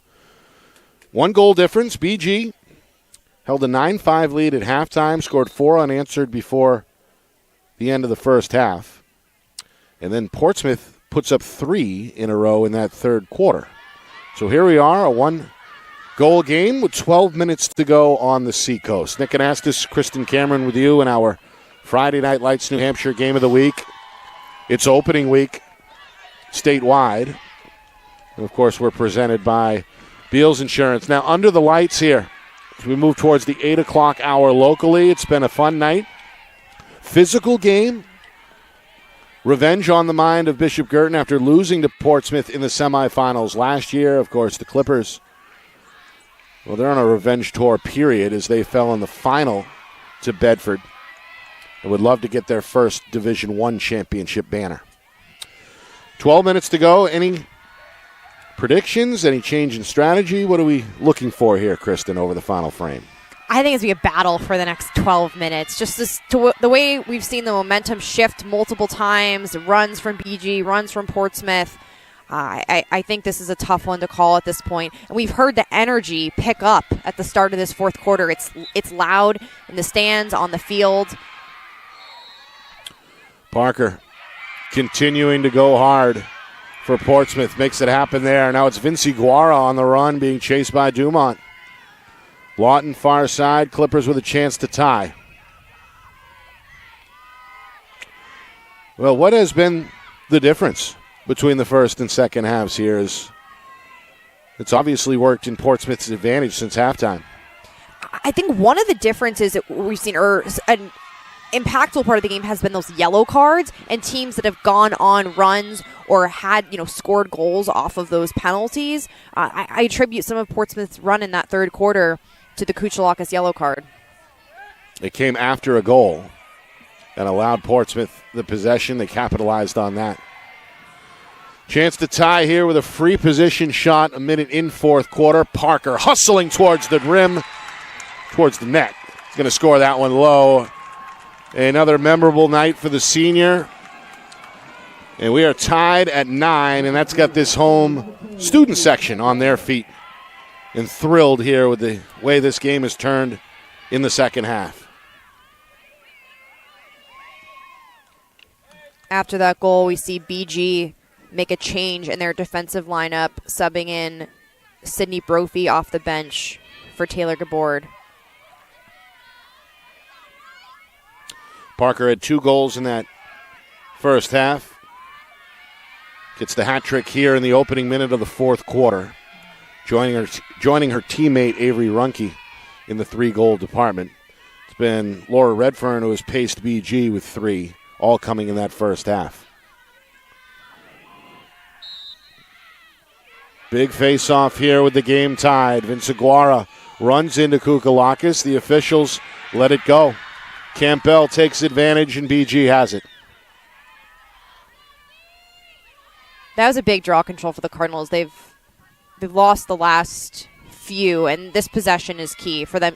They haven't scored in 13, 14 minutes, and so getting a goal, getting that confidence back, building some momentum, big possession. It was Cameron Schmidt who scored with 9 seconds to go in the second quarter. The last goal BG has scored, and this one is kicked aside. The sophomore Sage Boussiere was ready. Ground ball goes to the Clippers. They get the whistle. And now a chance to work out of their own end with the game still tied.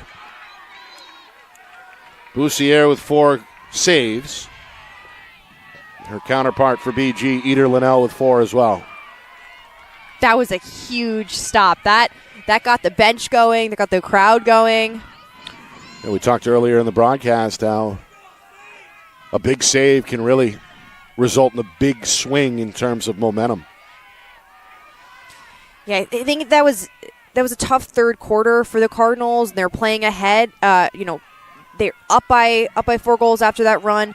It affected their play a little bit. Started to play slower, and they're looking a little flat-footed right now. Shot and score, and Portsmouth has taken the lead. So Vince Aguara, who scored on a free position shot in the final minute of the third quarter, gets her second here, and it could not come at a better time for the Clippers. Now 5 unanswered. They take their first lead since early on in the second quarter.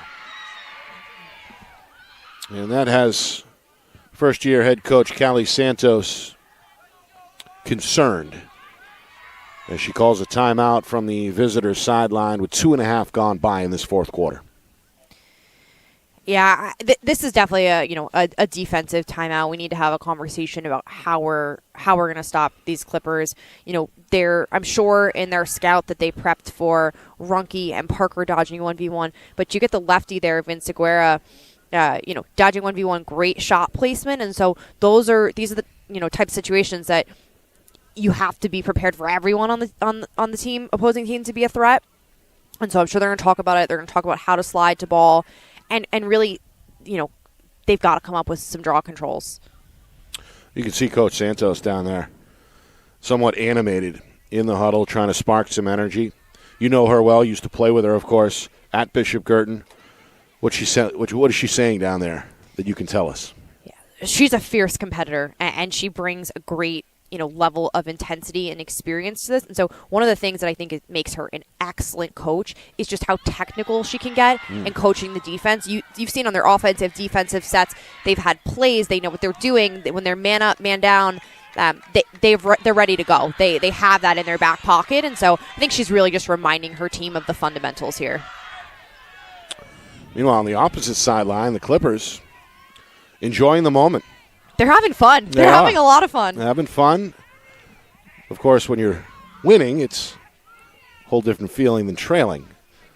But this has been a pretty remarkable comeback. Trailing by 4 in a high-scoring first half, 9-5. And then, again, the defense yet to surrender a goal since halftime. That has allowed the attack to score 5 unanswered. And here we are, 10-9, with inside of 10 minutes to go in regulation. Now both sidelines making noise. Portsmouth student section getting a little rowdy over there. Yeah, they've been on their feet really since the get-go. And good to see them out here, despite the bad weather, cheering on the team. Meanwhile, it's Campbell. Thought I heard a whistle. I guess not. Vince Aguara right there on her hip defensively.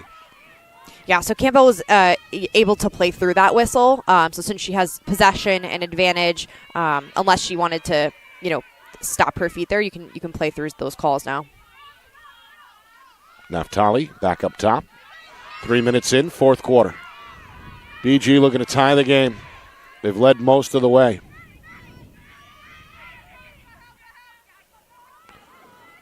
Well, what has worked so well for Portsmouth here defensively in this second half? They've, in my amateur opinion, shut down any weak side passes. They've been in the passing lane, and of course, they have not backed away and have tried to force the issue here against the Cardinals. What have you seen? Yeah, I think that their zone early on, they were having a little bit of trouble with it. They were, leaving girls open or not fully ready to play, that inside feeding game where we saw a couple goals early on. They figured that out. But they just saw a yellow card, and so that's a tough time to give a yellow card because now it's going to give the Cardinals a player-up opportunity for 2 minutes. Yeah, that's the junior Abby Stacy in the box. third penalty against Portsmouth. We've seen 2 yellow cards against BG. Redfern from a tough angle. Runke off to her left. Boussier in goal, ready for it. Redfern, 3 goals, all in that first half. The Villanova commit hoping to tie the game for her team. Goes right to the net, got jammed up. Ball comes loose. A late shot ends up wide and out of play behind the cage. It's backed up, though, by Tomasello and will stay with Bishop Guertin.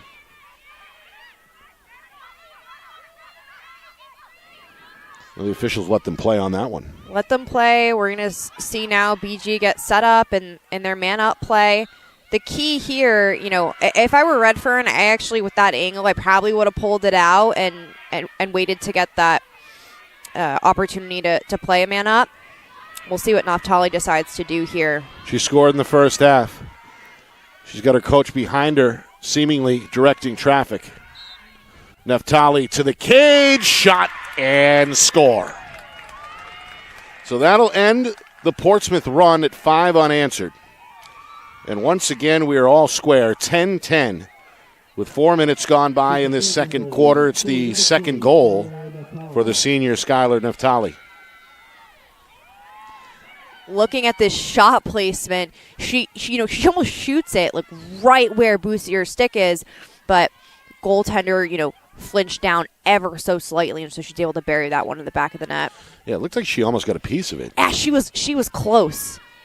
She's played well. It's the sophomore Sage Boussier. Unofficially 4 saves. Her counterpart on the other side, Eder Linnell, with 5. Big contributor to this BG comeback has been Anna Campbell coming up with the last couple draw controls. Yeah. Those possessions were huge. Keep an eye on her here on the wing. Meanwhile, Parker has taken the vast majority of the face-offs for Coach Currow. In the circle again here for Portsmouth. This one up in the air. Parker lays out for it, and it may have paid off as her teammate Vince Aguara comes up with it off the bounce. Vince Aguara will pump the brakes. And Portsmouth hoping to make the most of this possession here with inside of 8 minutes remaining in this fourth quarter.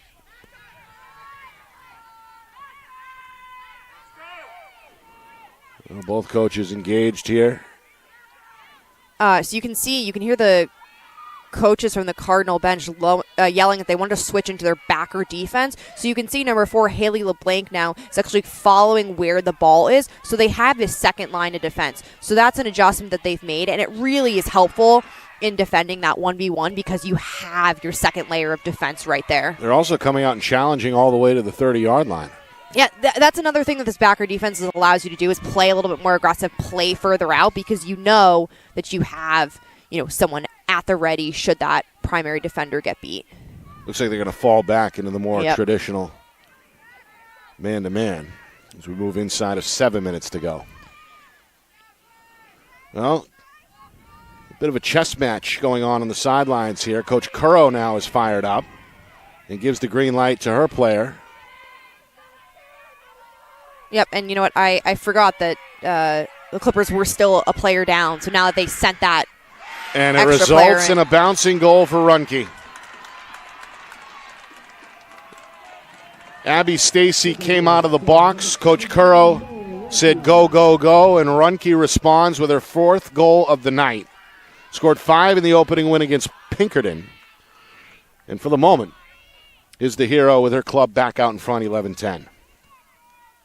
Yeah, she was able to just, beat her defender pretty clean topside. She got by Lynn. And again, just with her ability, she can shoot from pretty far range with the power that she has. And she's not afraid to wind up on the inside too. So that's a tough one to stop if you're Eder Linnell. Gone hard all night. It's been knocked to the turf. And has been roughed up at times by this BG defense, but still is now the game's high scorer with 4 goals, including 3 in this second half. 11-10 Portsmouth. Coming up at the midway point, fourth quarter. Vince Aguara nearly had it, trying to pull it in overhead. Schmidt takes a poke at it, and Runke ends up with it for the Clippers. Parker's going to jog inside of the 30. And that's one element of the game that seemingly has flipped. In the first half, BG had the advantage in the draw circle, and that increasingly has gone the Clippers' way here in the second half. Yeah, we've seen a few different things on the draw circle, but really it's the circle play that's been, so huge. Both teams had opportunities to come up with that draw control, but, Clippers were a little bit savvier on the turf. Runke trying to get the defender off balance. Short pass taken by Vince Aguara. Spin move, driving on Schmidt. Shot, and a save. Well, that one seemingly got hung up between the goaltender's stick and her jersey. But Eder Linnell comes up with save number 6. It keeps it a one-score game, but it's turned over at midfield. Taken away by the freshman Bouvier. Now Runke runs to safety inside the 30, and again the Clippers set to take more time off this clock as we head towards the 5-minute mark. Yeah, I didn't have a great feeling about that clear. It felt a little bit of chaotic energy out there. In these tight games where, it's so competitive, high energy, that is the most important time to remain poised, yet it's also the most difficult. Again, easier said than done against this Clipper ride, which has been aggressive. We've seen good things from Bishop Guertin's ride as well, as both clubs have played with intensity tonight. It's a hard-fought opening week. For sure. Again, the Clippers prevail with an 11-9 win over perennially tough Pinkerton. Back on Tuesday, Bishop Guertin won their opener 12-4 over Souhegan. Pass denied for Parker. It's on the ground, and it's scooped up by Bishop Guertin. Haley LeBlanc, the senior defender, on her way to Quinnipiac, comes away with it. Now it's Campbell. And she's going to slow to a jog here on the near side wing as the clock ticks down inside of 4 minutes. I'll credit that defensive caused turnover to Coach Callie Santos. You saw it, within seconds of her calling a change in the defense. She wanted them to press out and play aggressive. They were able to cause that turnover. Kind of have to at this point, right, with the amount of time remaining. Yeah, a lot can happen. A lot can happen in 4 minutes, but you'd rather be in a situation with the ball. There you go. Redfern, big time score for the big time senior, the Villanova commit. Goal line extended, able to sneak in, and as the BG coaches high five one another, we're tied again at 11. Yeah, Lauren Redfern, she's able to get underneath her defender just ever so slightly. She beats Abby Stacy underneath, and with pretty low angle, she's able to finagle that ball around Boussier. Redfern had a hat trick in the first half. It's her first goal since. 11-11. Well, back and forth we went in that first half. Several ties. Neither team had a lead larger than one up until the final 4 minutes when the Cardinals rattled off 4 unanswered and led 9-5 at halftime. Clippers came back with 5 in a row to open up the second half, including 3 in the third quarter, 2 to begin the fourth. But now 2 of the last 3 goals have been scored by Bishop Guertin, and that is where we are, tied at 11. Both teams hoping to go 2-0 to begin the year, but are going to have to survive the final 3.5 here in Portsmouth. Clippers get the Cardinals get a big win there on the draw circle, but getting out of their own end is a different story as Patterson picks off the pass. Patterson now with a one-on-one. Going to go left side. Coach Curro screaming at her to pull it back out, and she does. 3 minutes to go. Runke going to take over, flips to Parker. And now it's surgical time for the Clippers. How do you balance the clock versus the opportunity here? Yeah, there can be so much that can happen in these 2.5 minutes. I wouldn't be surprised if we see Portsmouth play patient like they have most of this game. But I do think that getting up, I do it sooner than later. Shot, no. Official took the flag out of the pocket. Yeah, with 2+ minutes on the clock, it's too early to play slow because, one save, 1 turnover, and, Cardinals can come back. and run the clock out if they were to score. So meanwhile, kind of a two-man game going on here on the near side between Runke and Parker. The defenders for Bishop Guertin, Lynn and Gable. The third player joins the crowd. It's Vince Aguara. Another toss near side. Parker kept in front by the defender, Lynn. Clippers working the three-man weave and then into a little bit of two-man with Runke and Parker up top. Off-balance shot goes wide. Again, the Clippers will keep it. We're inside of 2 minutes now.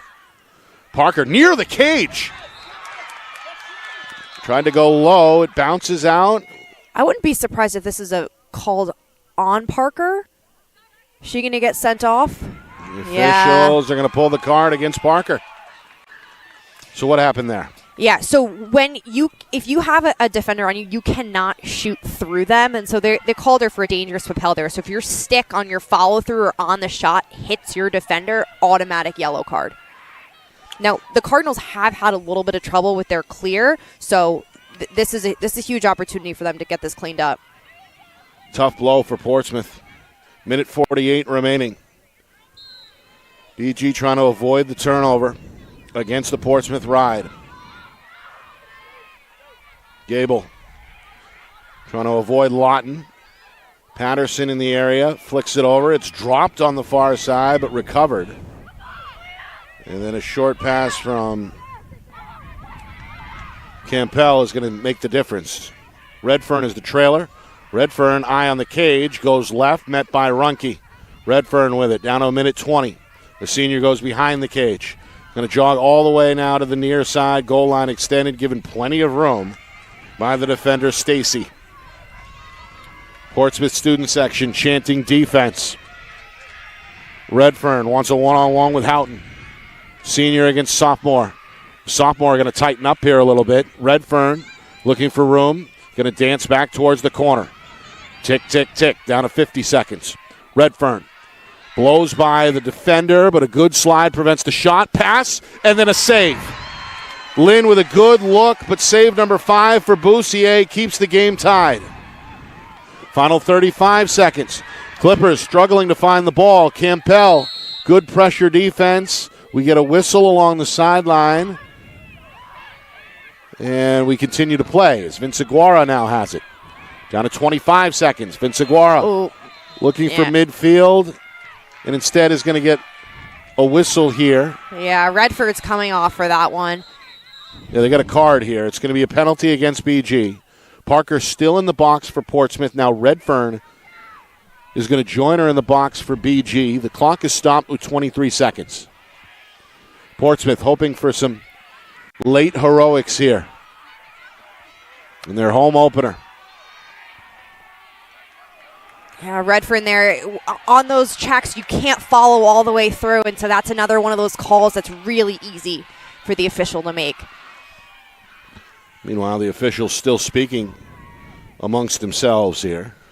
Now, we are in the fourth quarter, so with the rule change, if we were to see a foul, any kind of foul in the critical scoring area, clock would stop. Right. And so we would get to see that play out. That was not the case at the end of the third quarter when BG ran out of time with an impending free position shot available. All right, they're going to send Vince Aguirre to the middle of the field at midfield. Her right toe on the 50-yard line. Coach Santos frantically waving her arm for Bishop Guertin. Coach Curro directing traffic as well. Vince Aguirre going to split dodge, go right down the middle. Vince Aguirre. No numbers, though, for Portsmouth. Runke trying to get open off ball. Vince Aguirre still with it. Clock ticking, down to 10. Now Vince Aguirre makes the move to the middle. Still nobody open. Kukalakis, the defender. Down to 4 seconds. Short pass, got to get it off. It's Lawton with a bouncer. It's juggled in front of the net. And eventually it's kept out of the goal as the horn sounds. And it looks like we're headed to overtime here. Game is tied at 11. You see the official pulled the flag out, put it back in the pocket. And, well, Eder Linnell, I'm sure her heart stopped for a moment there, but the junior goaltender able to preserve the tie, and now an extra session is necessary here between two of the best programs in Division I with the game tied at 11. What a crazy game. Back and forth, game of runs, defensive stops, and we get some bonus time here. You mentioned the runs. We were tied at 5 late in the first half. 4 unanswered for BG gave the Cardinals a 9-5 halftime lead. Portsmouth responded. 3 unanswered in the third to make it a 1-goal difference going into the fourth. The first 2 of that quarter were scored by Portsmouth as they stretched their second half run to 5 unanswered. They briefly enjoyed a 1-goal lead. Then back and forth we went over the final 10 minutes. Bishop Guertin's Laura Redfern tied the game with 3.5 to go. We were scoreless over the final 3 minutes and 33 seconds. So that is where we are. Nick Anastas, Kristen Cameron joining us. Chris will be back Wednesday night on FNL Lacrosse. And, well, they're still talking it over, the officials are. The clock is still at 0. Meanwhile, the weather, and this is what we were hoping not to see, starting to open up a little bit as the skies, it's full dark here on the seacoast, but the skies have opened up. A little bit of rain here to go with the fog and the wind.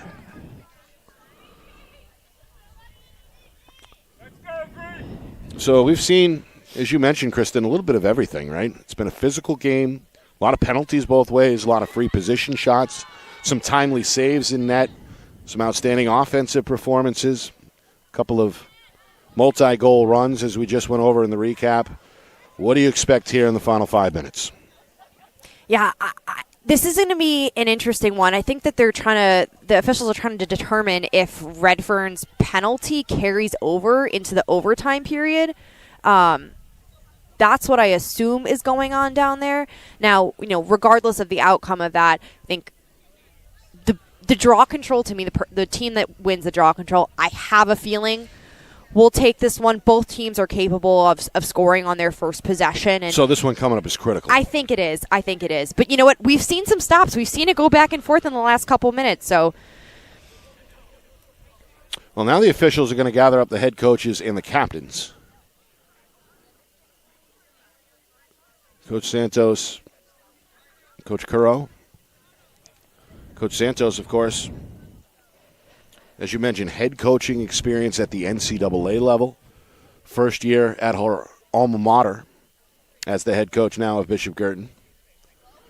And Coach Curro, she's around the clock, 12-month-a-year coach as well, as we know, and has turned this program from a Division II power, now I guess officially into a Division I power. If they can pull it off here tonight, beat Pinkerton and BG out of the gate in year number 2 at the D1 level, that's a pretty good start to 2024. Yeah, the Clippers are a very well-coached team. They've got a great feeder program from the Portsmouth youth.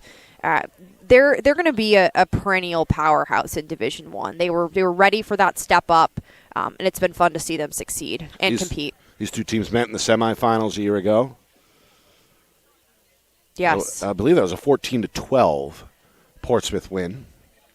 And then it was the Bedford Bulldogs in the final that beat Portsmouth. This one got off the ground a little late, about 36 minutes behind schedule. Way back, I believe the original game time was 5:30. Yeah. Then they pushed it to 6, and then, of course, as events unfolded this afternoon, the JV game didn't start till late. It also ran a little bit long.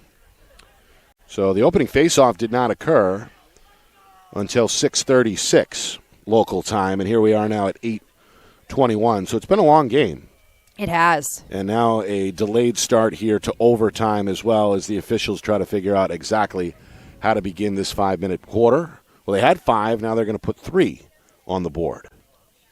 Yeah, I've been, impressed with the officials and the scorekeepers here at Portsmouth keeping up with all the rule changes. There were, a significant number of changes coming into the season, which the biggest being this change from halves to quarters. Nationwide, yeah. But, they're going to make sure that they know the ins and outs of this overtime before they let this one get going. Yeah, and of course, again, it concluded with Redfern in the box, which complicates things as well.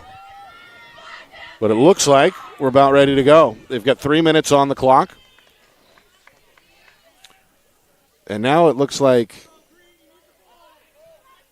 well, BG's ready to go. They're on the field here. Coach Santos in a close conversation with her predecessor, Leslie Y., who is now an assistant with the Cardinals. And Coach Currow is going to use as much time as possible here to address her squad on the home sideline.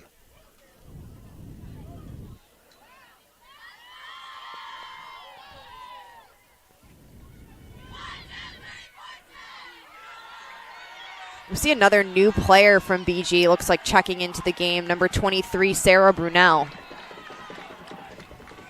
BG is going to stack their defensive end as we've seen them do several other times during the game, especially being a player down. They just want to be over-prepared on that defensive end. So Redfern in the BG penalty box, Parker in the Portsmouth penalty box as we begin things here.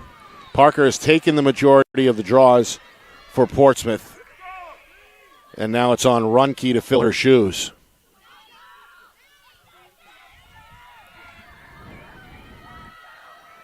Both teams fired up, as you can hear. With the Portsmouth student section, they've migrated to the fence. They are in the action. Leaning over the fence, fully engaged here and braving the elements. This one pops high in the night sky, and then it's Runke who helps her own cause by plucking it out of the air for Portsmouth. As you said, Kristen, this opening faceoff may be telling.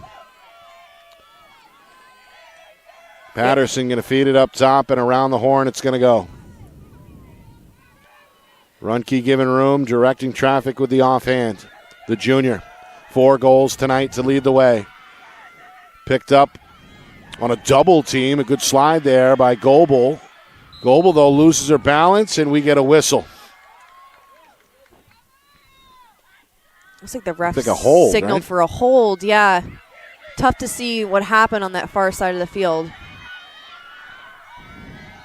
So Runke thinking about another, and is going to deliver. Top shelf for number 5, and Portsmouth is going to walk off here in sudden death overtime with the victory. It comes 38 seconds in. Runke, 5 goals in the opening win over Pinkerton. 5 more here tonight on a night where she scored her 100th career goal. So a personal milestone and a big team win for the home team. They trailed by 4 at halftime. Big second half, got them back in the game, and then in OT, they get the draw, they get the whistle, and they get the goal to win the game over Bishop Guertin in overtime by a final score of 12-11. That was a fun ending. And you know what? Again, not that surprising that the team that won that last draw control. You called it. It just felt like both teams were so hungry for it. Especially you get Runke the ball and then you put her on the free position line. Game over. What a game. So Portsmouth 2-0. They get it done in overtime by a final of 12-11. BG going to be a long bus ride home after a disappointing outcome, a good effort by Coach Santos' Cardinals, but they fall short by a goal. Final thoughts, Kristen, as we get ready to say goodbye and put this one to bed. A great showing from these two teams early on in the season. We certainly haven't seen the last of either of these teams. Wouldn't be surprised if we see a matchup later on in June. These teams are both going to be playoff contenders, championship contenders, and I'm excited to see what they do with another couple months of season ahead of them. Yeah, certainly a long way to go, but what a way to start the campaign for both these teams. A successful opening week statewide in the NHIAA. Want to thank my main man, Tom Kozlowski, the AD here at Portsmouth, moonlighting tonight as the public address announcer as well. Appreciate Tom for rolling out the red carpet. Of course, John Barron was here early getting the setup underway and now spearheading the breakdown as we speak. We appreciate John. Going to miss him this spring as he'll be in and out of our spring lineup. And, of course, up here in complete control, Kat Doyle, despite being borderline barefoot in the rain, getting the job done behind camera number 1. We appreciate that. And, of course, I appreciate you making the trip up from Massachusetts to join me here on the call. Appreciate it. I'm looking forward to the next one. Thanks for having me, Nick. As well. All right. For Kristen Cameron, my name is Nick Anastas. On behalf of the man behind the curtain, Director Ben Beals, and Executive Producer Steve Beals, saying so long. Final score, final time. In overtime, Portsmouth 12, Bishop Guertin 11. This has been a presentation of our Friday Night Lights New Hampshire Game of the Week, presented by Beals Insurance.